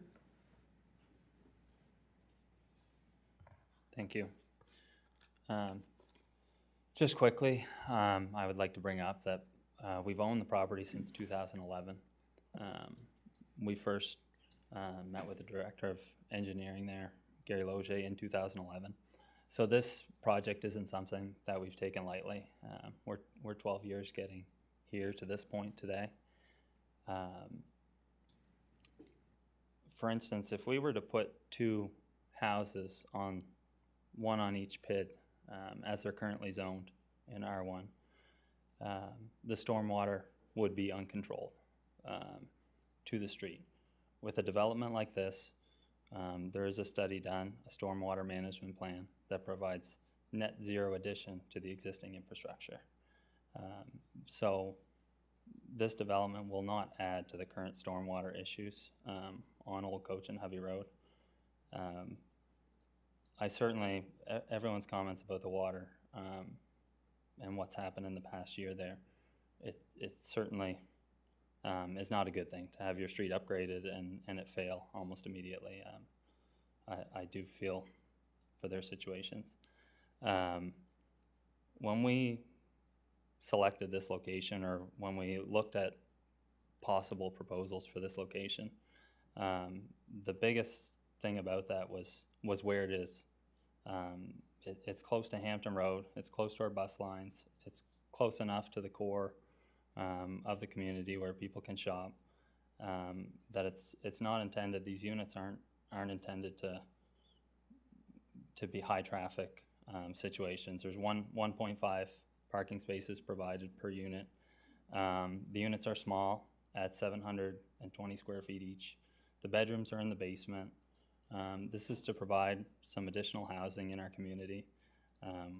We're not looking to come in and create a high-rise. It's meant to be a small, economical, reasonable development. It's not to devalue anyone's properties. They're going to be nice. They're going to be well kept. And I'm happy to answer any questions. Thank you. Thank you for your summation. As I said, no one from the audience can speak at this point. Thank you. I'm going to open up now to the council members if they have any comments or questions for the developer.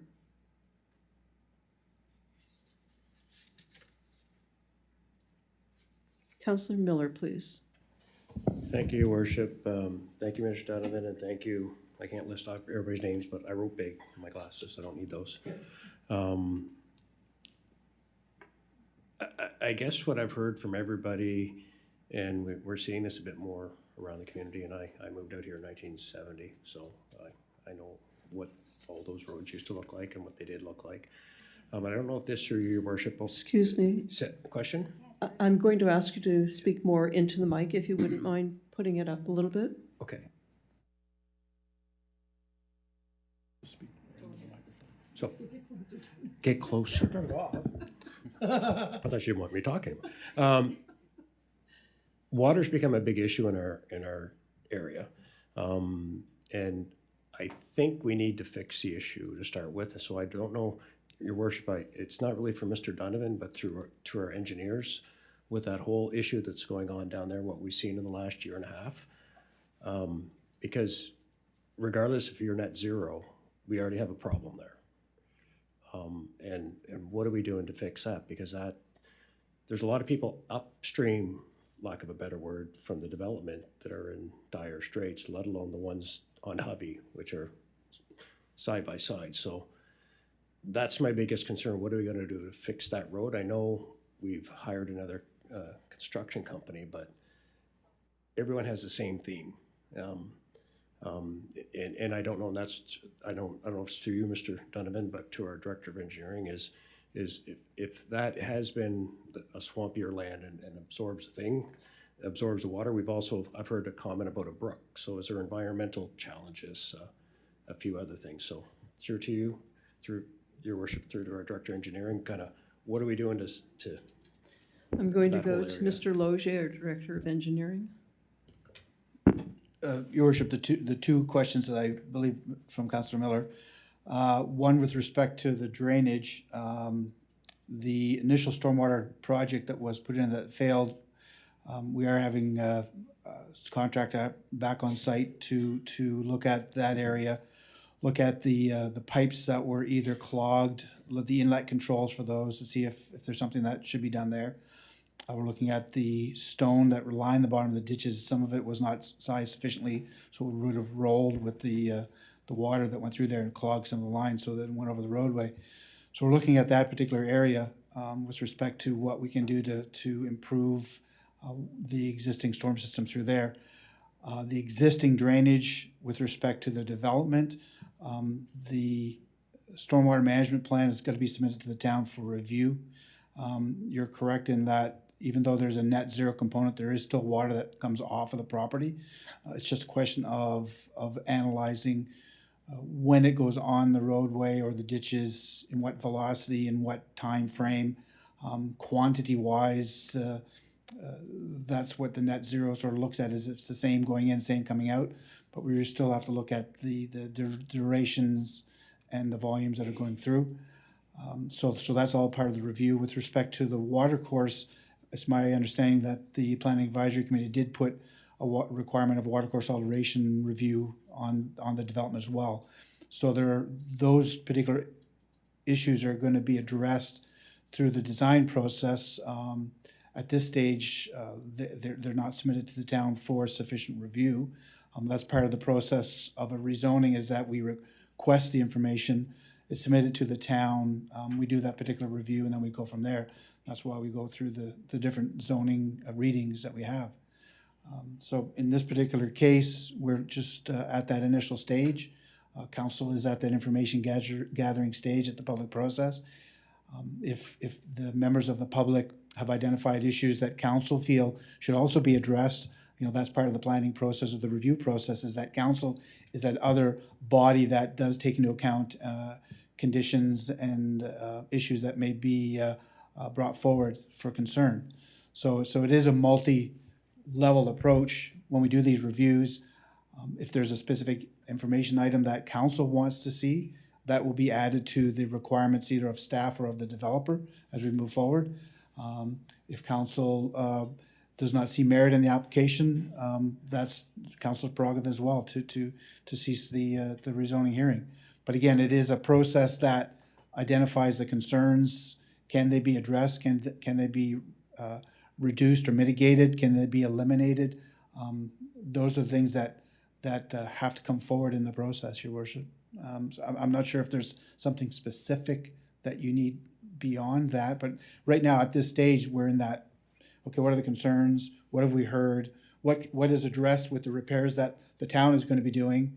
Are there issues that's not functioning? For example, if there's observation that the multi-unit up on Hampton Road isn't performing as it was designed, then we would go back to that particular area and say, okay, what have they done, or what are they not being met in that particular item? So all these issues are brought forward as we take them and we look at them as we go forward the process. Thank you, Mr. Logier. I'm going to go back for a follow-up from Councillor Miller. Yeah, thank you. You answered actually most of the, it's kind of, because I also had a question on here. Is the new apartment building at the top of Hampton Road, if that's causing, is there something, because that was supposed to be net zero, right? So what's happening up there? Because if we can start at the top, we can work down, because at least what I'm hearing here is there's obviously the objections, but the water comes down to the main issue, and a lot of these people won't be affected as far as the, if you're up the hill. So it's, I think we got a big issue there, and we got to fix it somehow and incorporate. Because if you look at Hovey Road, you go down 7, you're farther, you're past the houses, you're getting stuff down from somewhere else. So, so my question to you then, Mr. Donovan, would be: is 5 the necessary, or could that be a smaller number? That's I'm looking at the 5 buildings. That's just a question. So, thanks. Thank you, Mr. Donovan. So the 5 buildings meet the R2 bylaw. Met the constraints led by that. There's, I mean, we've been here for 12 years now and done nothing to this point. If we built any buildings there, it would become a success. Project success for us would be the 5 buildings. If it was determined that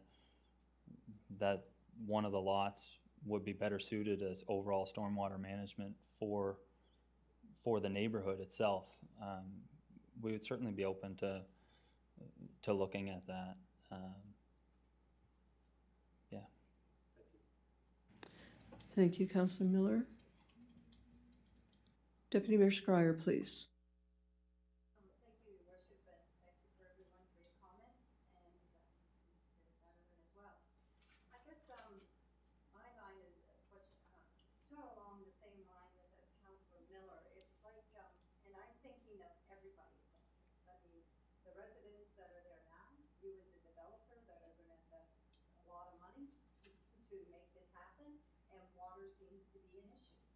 So I feel like we're putting the cart before the horse, and if, oh, sorry, is the mic, no, it's on. I might say it's on, but, can everybody hear me? Yeah. So, just to continue, I think it's important that we establish, I really am concerned the stories I'm hearing tonight. Like when we first, I don't know, a month ago, there was a request for rezoning. There was no alarm bells. And tonight there's lots. And very serious water damage is a serious issue for a homeowner. And and it seems to be plagued in that whole area. I mean, there's a problem. So what I would like to see is, before we even go any further, for your sake as well as the residents, is that there has to be a review of this area and what is going on with our storm management. And the other question I would have is, if it is indeed a swamp land or was swamp, or, the province will get involved as well, because there has to be a water course wetland review done.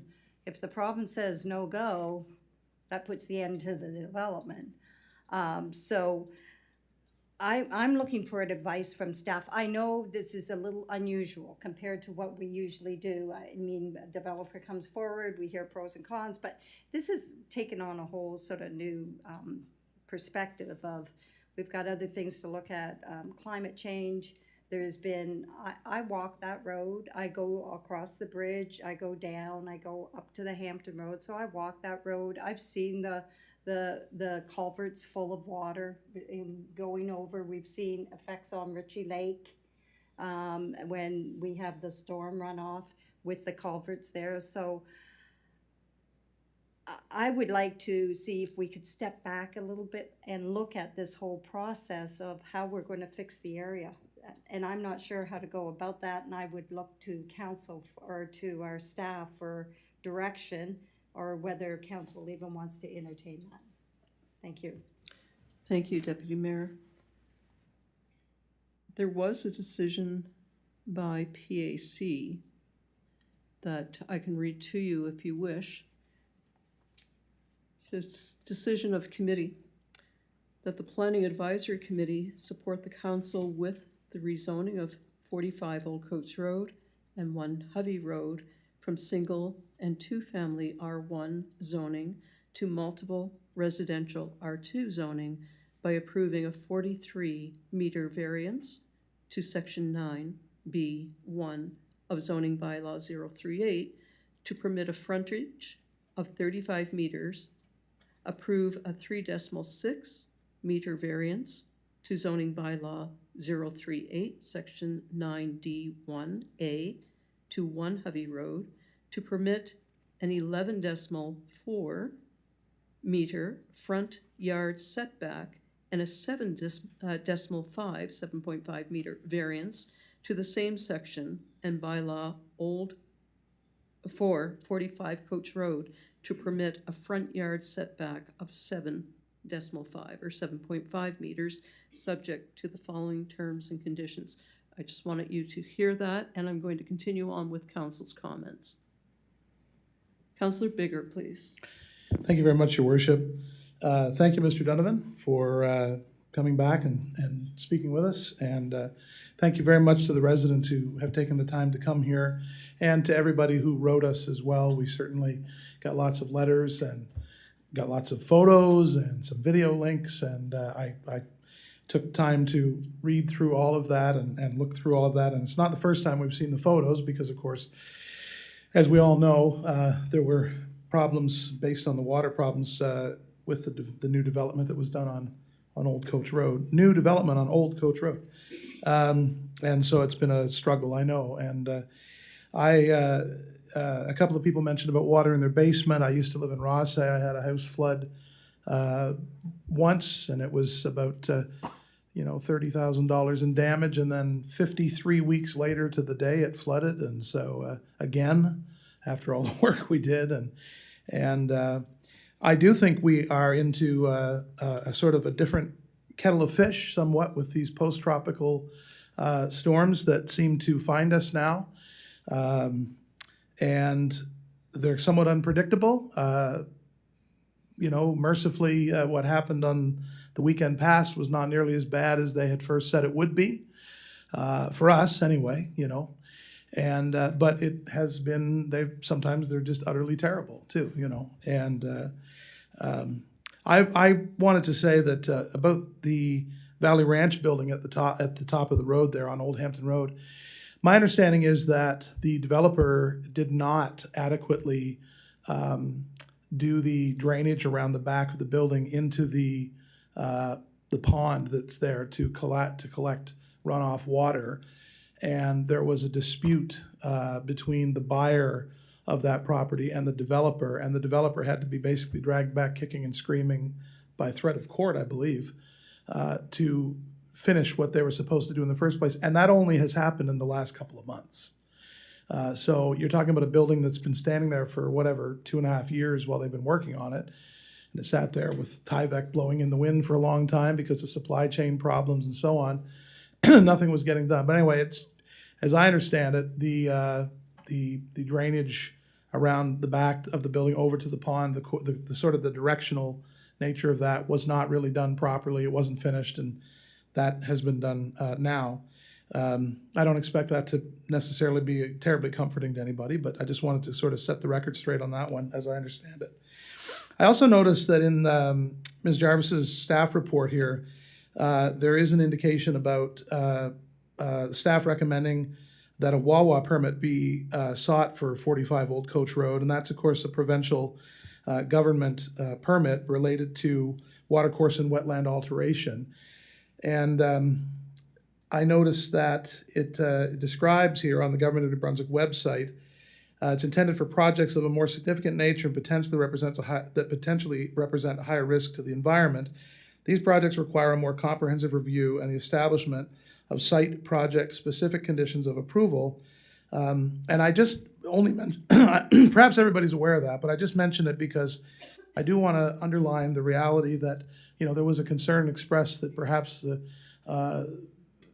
the proponents, engineering firm or, environmental study or what have you is in the best interest of what the company there is trying to do. But there is an objective component to this, and our Director of Engineering and Works spoke to this.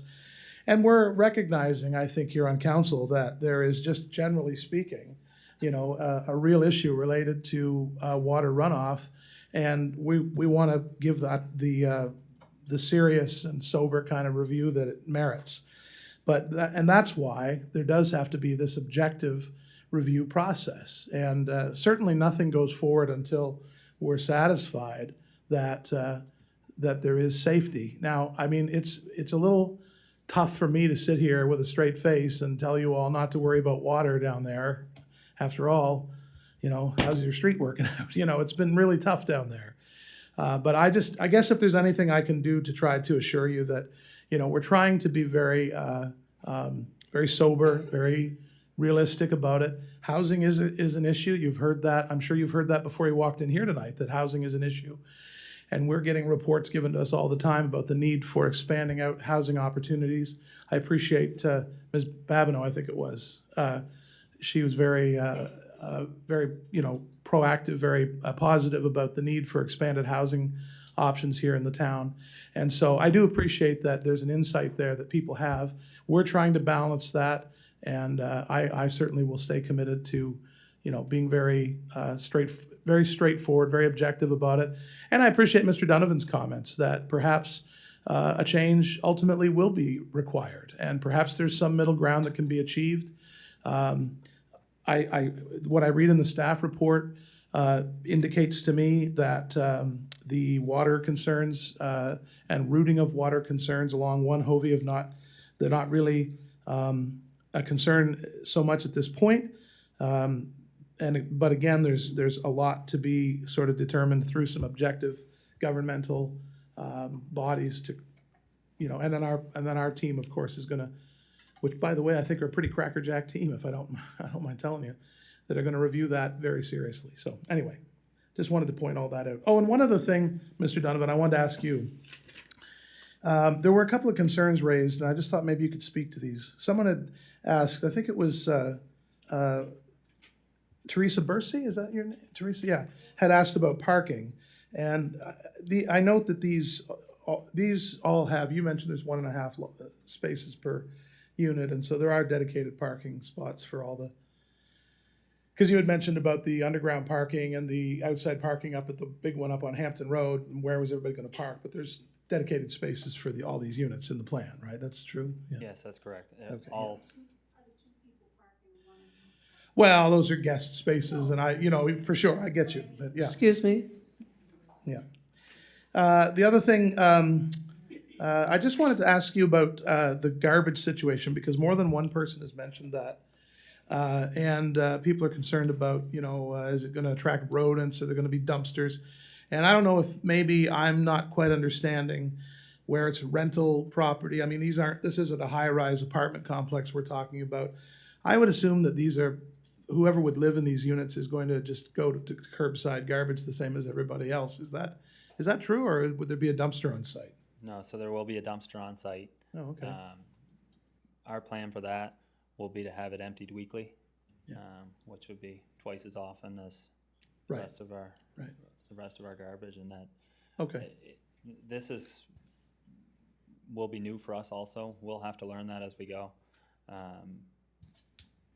But we're also proposing to put people in 720 square feet, so we're thinking that the garbage isn't going to be huge. Yeah, I got you. The units are smaller and so on. Okay, people had mentioned that, so I just wanted to ask you about that. Thank you. Thank you. Thank you, Councillor Bigger. Moving on to Councillor Olson, please. Thank you, Your Worship. Thank you, Mr. Donovan, and everyone here that's presented this evening. It's obvious that we've got a water problem on the Old Coach Road, and I think that we have a history in Quispamsis of going in and having to resolve issues after the fact.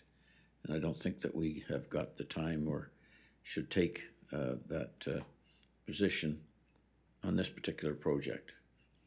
Myself, I'd like to see a proper water study done to see where all the water is coming from and where it's running to and how it's getting there. And it's not all going to be directly related to the project location in this particular case, but it's obviously some would be added from there. But I think that we need to have a full study of that whole area, and if nothing else, but to preserve the integrity of the road that we just constructed there that has been damaged again by storms. But we have neighbors down in that particular area that are having flooded basements, and that's not acceptable. And it's something that I think the town has a responsibility to rectify. And if adding additional housing in that particular location is going to be detrimental to that whole area, I don't think that we should be approving it, or modify it at least. So I'm looking more for a study to be done prior to anything taking place. Thank you, Councillor Olson. Moving on to Councillor Luck, please. Thank you, Your Worship, and thank you, Mr. Donovan, and thank you for all the residents to come and share your experiences. I just want to, I guess, echo, well, actually a lot of the comments here tonight, and I think Councillor Olson and Deputy Mayor Schreier really, said it quite eloquently, is right now I just feel like there's such an issue with water. I mean, I feel like we're putting the cart before the horse, and perhaps we can look at this down the road, but I do think this water issue needs to be resolved before we even start thinking about anything else. So anyway, I guess that's kind of where I'm kind of at right now, is it just sounds like there's some issues that we need to address. Again, I'm putting myself in the resident shoes, and I know that I'd be like stressed all the time, not wondering, because again, especially this summer, the storms that we've had have been crazy, and I can't even imagine, the stress every time the skies open up, in terms of knowing if your house is going to be flooded. One other thing that I've heard a few times from people, and I guess I would like some clarity, and maybe is, some people are calling it apartments. Like, I guess I was visualizing more like mini townhouses. And one of the things I couldn't find on any of the documents is like a rendering of what these buildings will look like. Because I've seen some, like the ones off of Pettingill, you can kind of see them where they have like the retention pond, and on the, they're beautiful. So I just didn't know if you had a rendering of what these buildings would actually look like. Would they fit into the actual, street? So we submitted two-dimensional elevation drawings that show you the front, rear, and the sides of the buildings, what they look like. Are they in here? I can't find them. So they're intended, there are 3 triplex and 2 fourplex buildings. Mhm. So the units are only 20 feet wide, but basically it's side-by-side housing. So a triplex would have 3 20-foot units, and a fourplex would have four 20-foot units. The entrances would all be on the front of the buildings. The 2 buildings on One Hubby Road would face Old Coach Road, while the 3 buildings on 45 Old Coach Road, we would build a lane to the back of the property, and the fronts of the buildings would be on the left. Okay. Well, thank you. Thank you, Councillor Luck. Councillor Miller, please. Thank you, Worship. I'll be quick. With everybody said, and I think I go back to Deputy Mayor and Councillor Olson, where do we start here? And it's not only about the current water we're having, but it also, in the proposed development, if the water issues are mitigated significantly, it also changes what you have to do as well if it does go through. And you don't want to put 3 to 5 more buildings down there to have water going on there, and you're having issues in your flooding basements too. So I don't know where we go from here, but yeah. Thank you, Councillor Miller. I'll go to Councillor Donovan, please. Thank you, and if I'm permitted to, I'm going to make a motion, if that's okay. My motion would be the council delay any possible rezoning pending a full review of the entire area regarding water runoff and stormwater management, as well as all of the other concerns addressed tonight by the neighbors of this area. Do you have that written down? May I have it? Thank you. So it's been moved by Councillor Donovan, seconded by Councillor Luck. On the question. Okay, when the clerk has the motion written up, I'll have her read it again.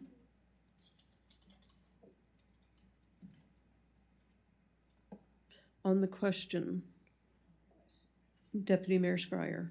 Thank you, Your Worship. On the question to the developer, when were you planning on breaking? It's entirely dependent on rezoning. When I first had the pre-consultation with the planning department, we had hoped to break ground near the end of 2023. Sitting here tonight, that's clearly not going to happen. It would be sometime in 2024. On the question, Councillor Bigger.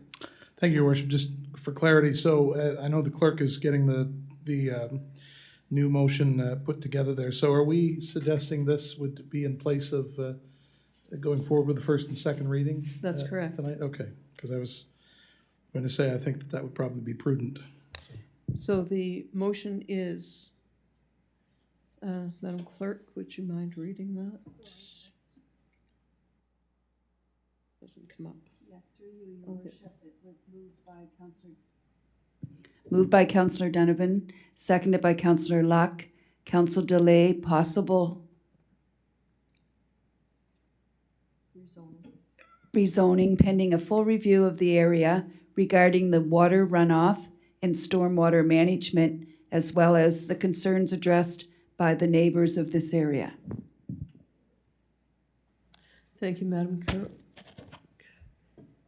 Councillor Miller, on the question. Yeah, on the question, what timeline are we giving for this study to get done? Because just saying that we're going to do a study in everybody's best interest, even the developer, for this, if this to go forward, it's as quick as possible. So how? Oh, sorry. My question was, I got to get closer to this thing. I know. We don't really have a timeline on to do this water thing. So what would we put as a water? Because there's multiple issues here. One, get it fixed as fast as we can. But if we get it fixed as fast as we can, it also leaves the developer to come back and go through the motions quicker as well. So we just said to do a full water thing. Is that a year? Is that 6 months? Is that 3 months? What's a reasonable timeline to get that done? Thank you, Councillor Miller. I'm going to turn this over to the Director of Engineering, because certainly applications, from the sound of the motion, applications would have to be made through the province and so forth, and he would have no control over that. So, Mr. Loge. Thank you, Your Worship. Through you, there's two things to recognize in the process. One is to Councillor Miller's point with respect to the actual studies that council is looking for.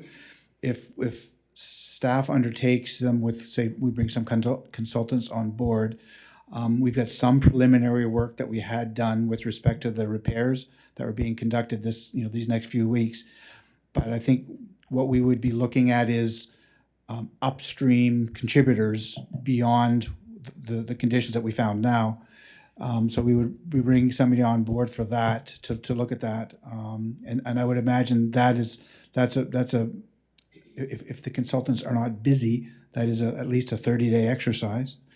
Secondly, the second thing to remember is that with a formal rezoning process, council has to resolve the request within 6 months of the initial public hearing date. So there is a sort of a stopwatch on any rezoning that comes before council. So we want to be able to respect that timeline as well. So I would imagine that we can initiate the review quite quickly.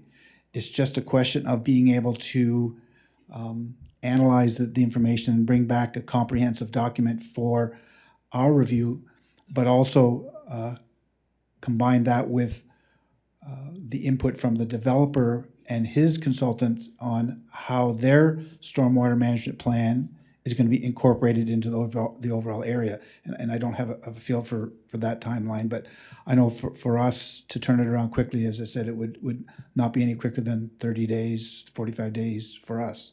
So that's what I would be looking at. And that's just hoping that we can find a consultant that has some time free to assist us with that, Your Worship. Thank you, Mr. Loge. There's a motion on the table. It's been moved by Councillor Donovan, seconded by Councillor Luck on the question. Seeing there are no further questions, please vote now.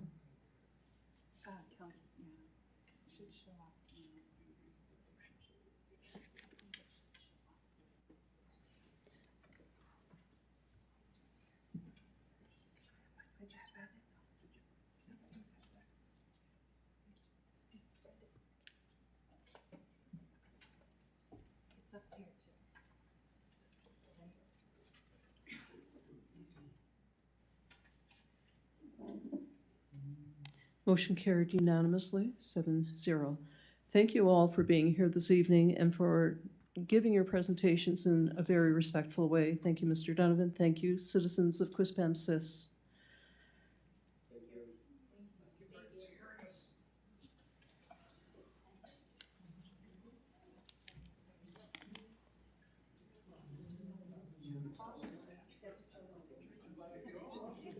Item number 7, minutes of the previous meeting, September 5th, 2023, regular meeting. Deputy Mayor Scryer. Thank you. It's been moved by Deputy Mayor Scryer, seconded by Councillor Miller, that the minutes be approved as prepared. On the question, please vote now.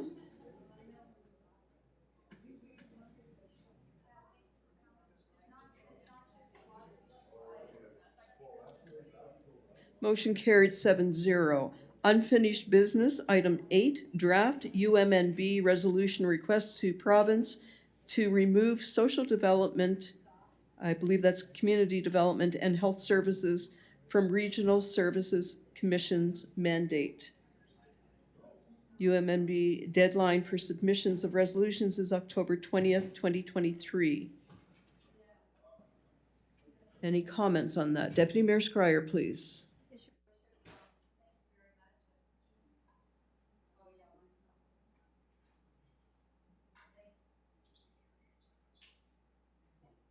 Thank you, Your Worship.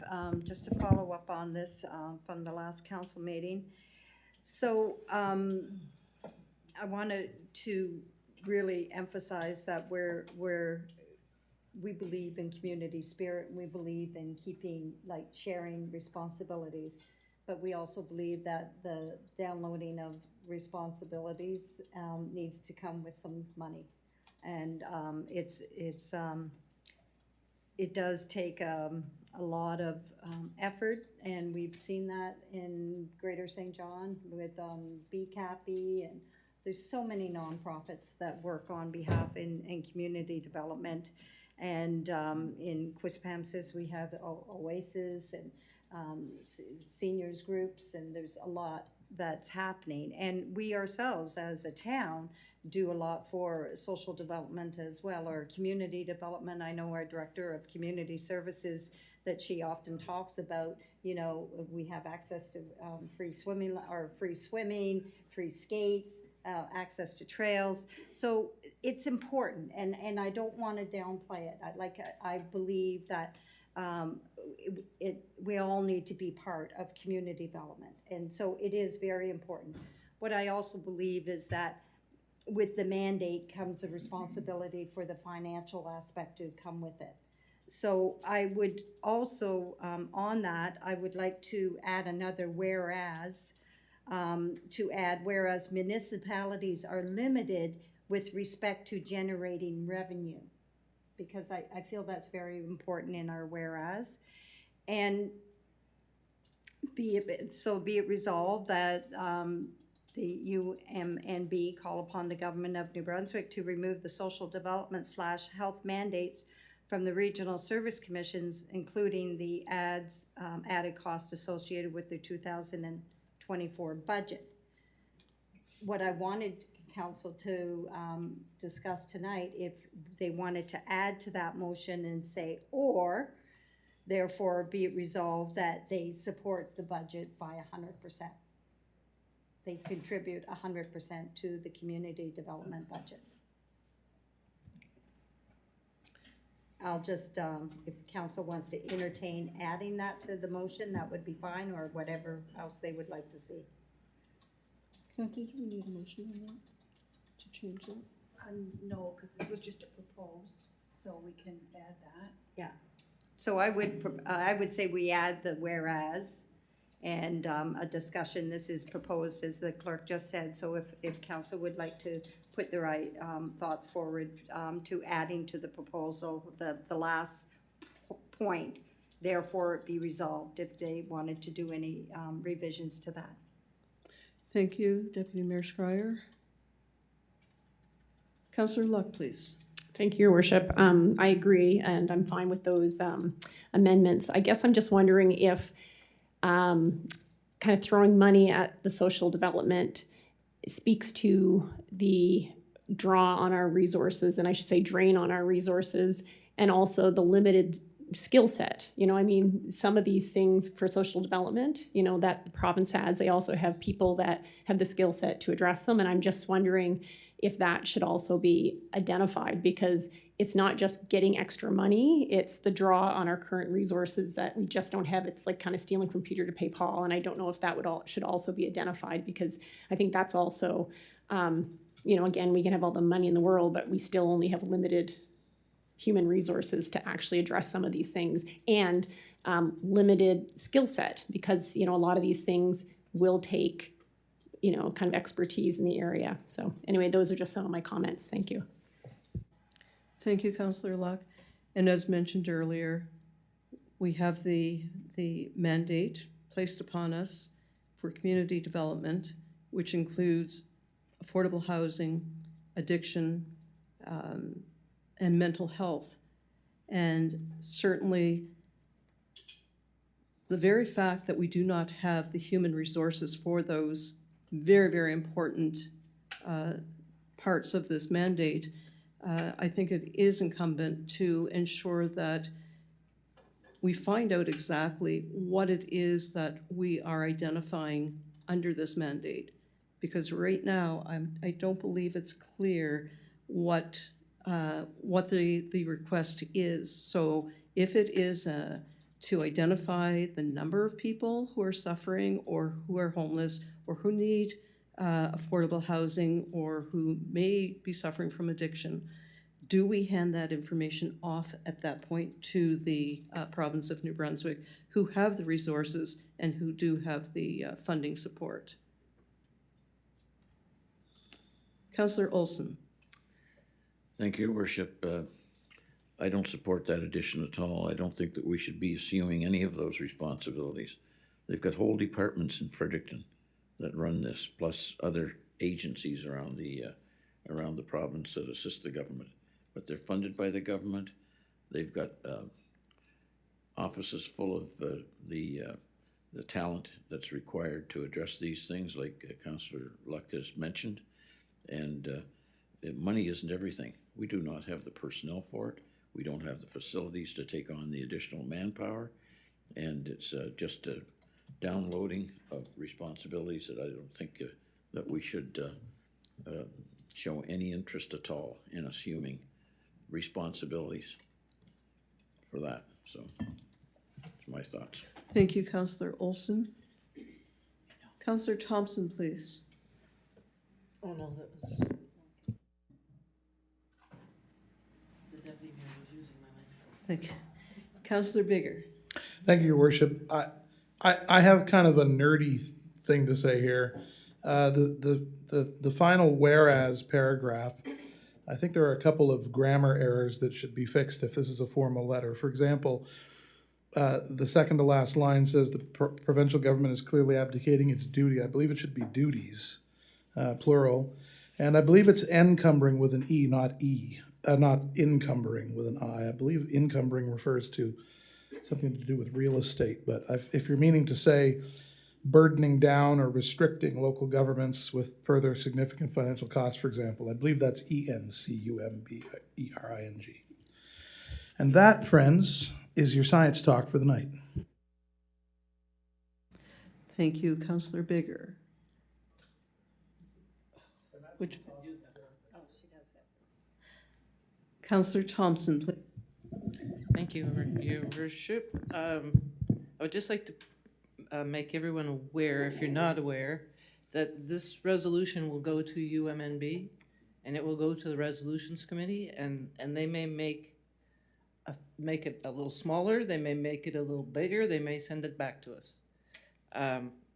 So I wouldn't work on it a whole lot, just get the message out, and they will either expand upon it or make it a little shorter, because it has to go to the AGM after that. Thank you for that, Councillor Thompson. Councillor Donovan, please. Thank you. I just wanted to say that I think it looks good. It sounds good. I think we're talking to a wall, but that doesn't make it any less important, and I fully support it. Thanks. Thank you, Councillor Donovan. On the question,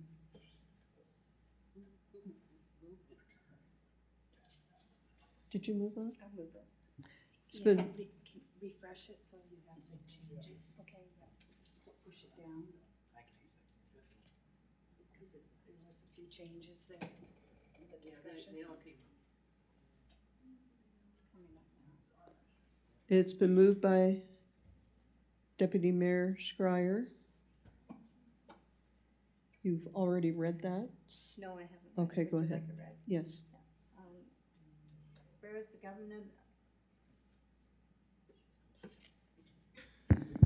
Whereas the government of New Brunswick introduced local governance reform, and whereas the reform expanded the roles and mandates of the regional service commissions to include economic development, community development, tourism promotion, regional transportation, cost sharing on recreation infrastructure, and public safety committees.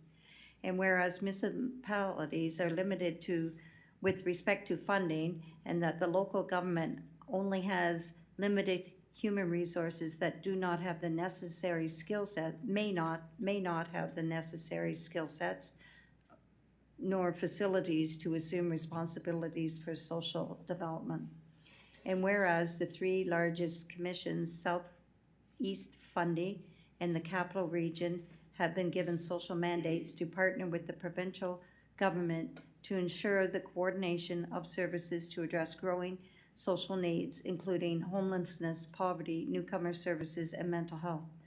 And whereas by downloading these areas of responsibilities and associated costs to the municipalities who fund the regional service commissions, the provincial government is clearly abdicating its duties and encumbering these local governments with further significant financial costs.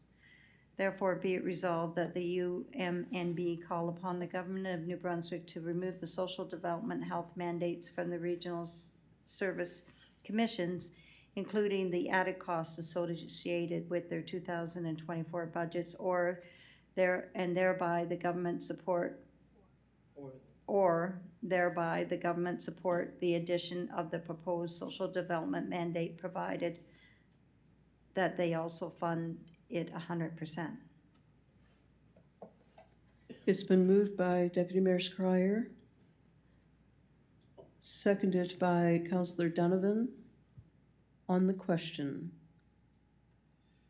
Councillor Luck, please. Thank you, Your Worship. I just wanted to comment. Again, I'm fine with the proposed motion, but it's still, I brought this up the last time we discussed it, and I still am not convinced that it's a communication issue where, they've given us this mandate with very little direction. And I'm not sure if, especially since there's only 3 regional service commissions.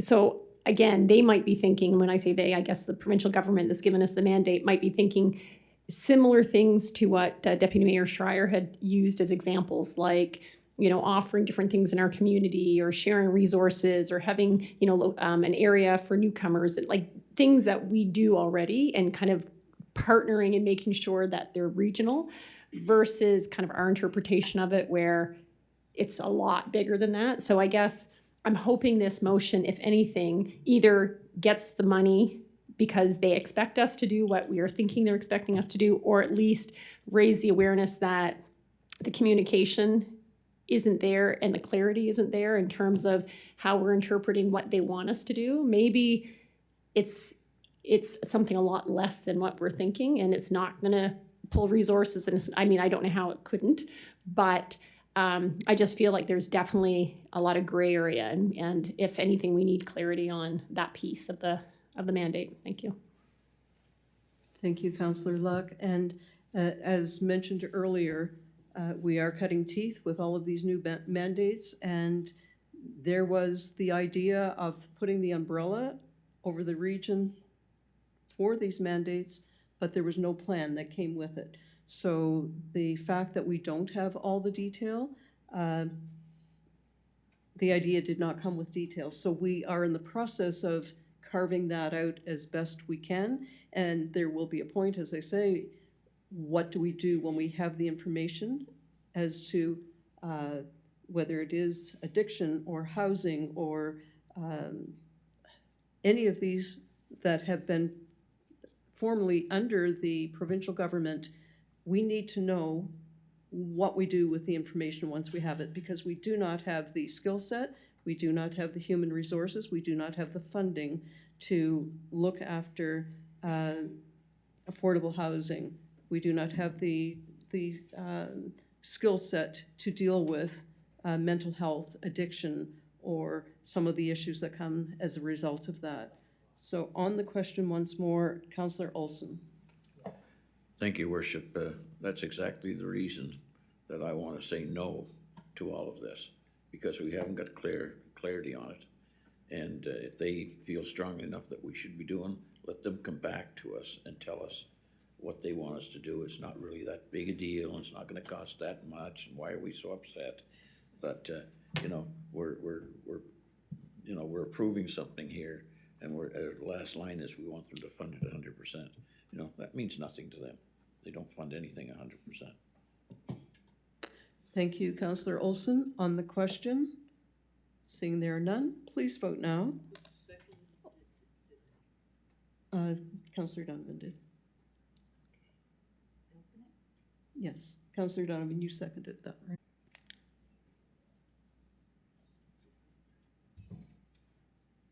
Motion carried 6-1 with a nay vote from Councillor Olson. Moving on to correspondence.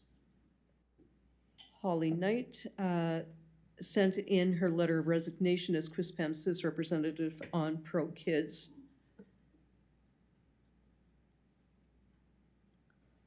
Councillor Donovan. Thank you. I just wanted to take a minute to thank Miss Knight. I've heard nothing but fantastic things about her on this board. I just did want to indicate that I did send in a letter to the nominating committee indicating my willingness to be a member of this board. I know it has to go through the nominating committee, and I'm perfectly fine with that process, but I will say that I do believe that the member of the board should be a council member mirroring both the town of Rothesay and the city of St. John on those committees.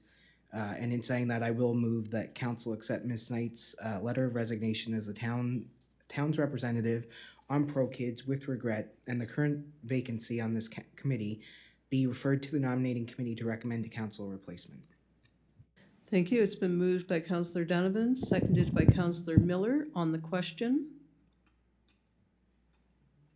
please vote now.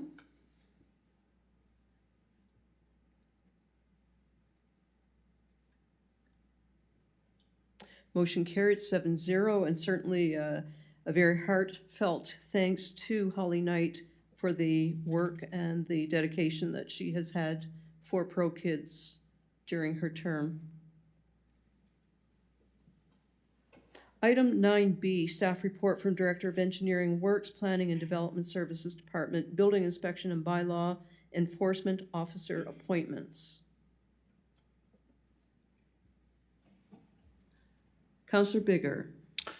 Thank you, Your Worship. I'm prepared to make a motion. The town of Quispamsis appoint Dwight Colburn as the chief building official and bylaw enforcement officer, and in addition, appoint Julie McCutcheon and Mark Walsh as building inspectors effective September 20th, 2023, under the provisions of the Province of New Brunswick's Building Code Administration Act and the Local Governance Act. Thank you. It's been moved by Counselor Bigger, seconded by Counselor Olson. On the question, please vote now.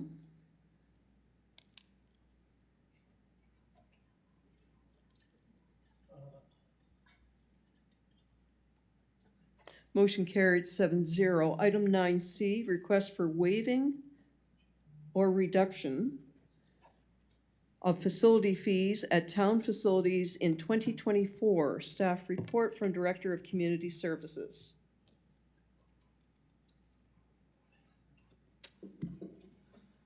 Councillor Olson. Thank you, Worship. I would move that council approve the waiving of the 2024 facility rental fees requested by the Canadian Blood Services, Royal Canadian Legion Branch 58, KV Quilt Guild, and signage fees for the Kennebecasis Crime Stoppers. The value of waiving these fees is $9,991 using the 2023 facility rental rates. Thank you. It's been moved by Councillor Olson and seconded by Councillor Donovan. Your light is on as well. I'll second. Okay, it's seconded by Deputy Mayor Schreier, please. Councillor Donovan. Just looking for some clarity.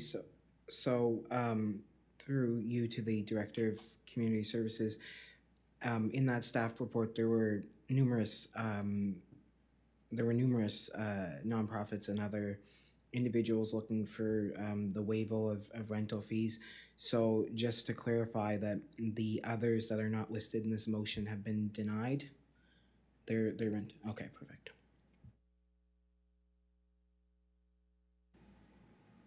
Councillor Luck, please.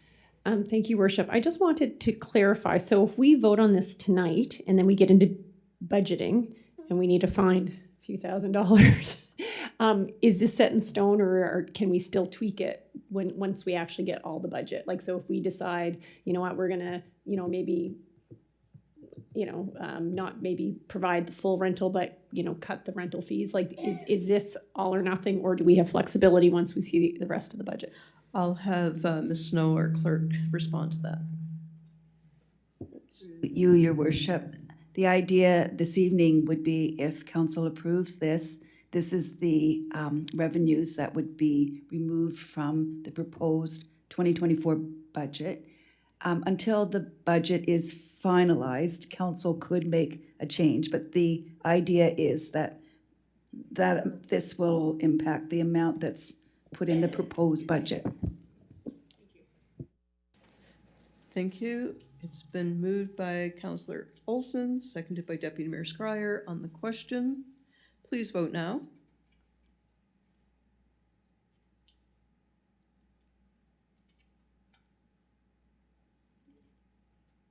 Just waiting on Deputy Mayor. I'm a yes. She's yes. Motion carried 7-0. Thank you. Going on to item number 10, bylaws. There are none. Item number 11, new business. Award of tender number 2023TQ07-13, sanitary products. Staff report from Director of Community Services.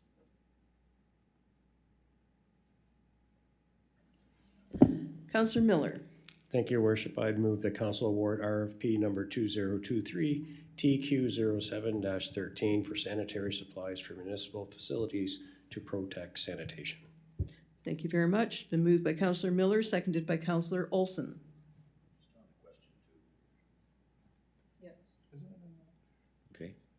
Yeah, I just have a question for the Director of Community Services. We've shown 3 tenders received, and I was kind of curious, there's no figures attached to any of those, and That's the first time I've seen tenders compared to each other without any dollar sign associated with it. Is that something different, or? No, Your Worship, with this particular tender, we compare unit pricing on products, so it's based on usage. So you can't give a finite number on this particular tender because of that. So for example, the last year we've spent 32,000. Last 12 months it's been 32,000. And the value of the contract over the 5-year term was 160, based on the unit pricing. So the sanitary products are your paper towel and your toilet paper, things like that. So it's a moving number. It depends on your usage. So we get pricing on every individual product, garbage bags, what have you, and so we compare the pricing for each product amongst the three, and then we compare it on our usage, and that determines the lowest bid. Okay, sure. It's different. No, I fully expected this question, because it is different than other tenders, but that's the reason why. Thank you for the explanation, Ms. Burton-Dixon. On the question, please vote now. I am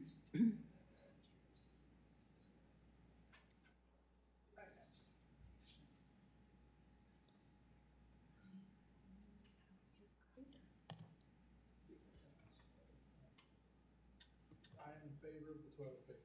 It's not coming up on my iPad. Motion carried 7-0. Item number 12, reports. Councillor Donovan. I'd move that reports be received and filed. It's been moved by Councillor Donovan, seconded by Councillor Olson. On the question. Seeing there are none. There is a question. Councillor Donovan, please. Thank you. I did want to draw attention to Air Canada's response to your letter, which I thought was pretty funny, because they have essentially said, thank you so much for writing, but we really do not care. And I believe that this letter was pretty much just a cookie cutter, and they just sort of Googled St. John and were like, oh, here's a couple of facts, and we're just going to slide them in there. So I thought that was funny. I think it's kind of foolish and a little bit sad, but I just wanted to make those points. Thank you. Thank you. It's always sad when we lose a service within our region.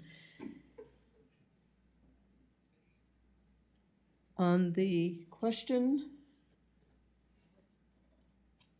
please vote now.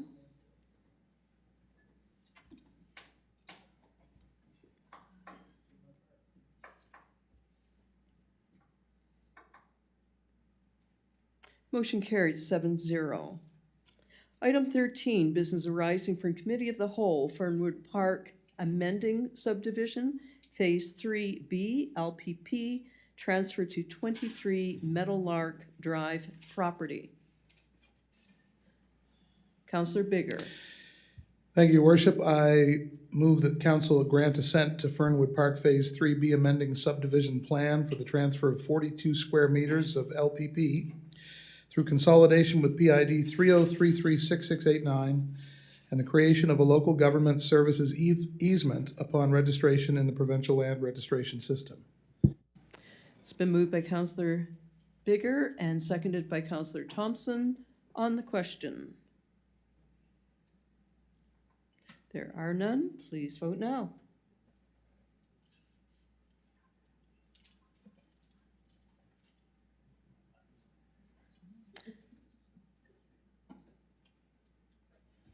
Next item is adjournment. Councillor Olson. Move adjournment. Move to adjourn. Previous motion was carried 7-0. Moved by Councillor Olson, seconded by Councillor Thompson. On the question, please vote now.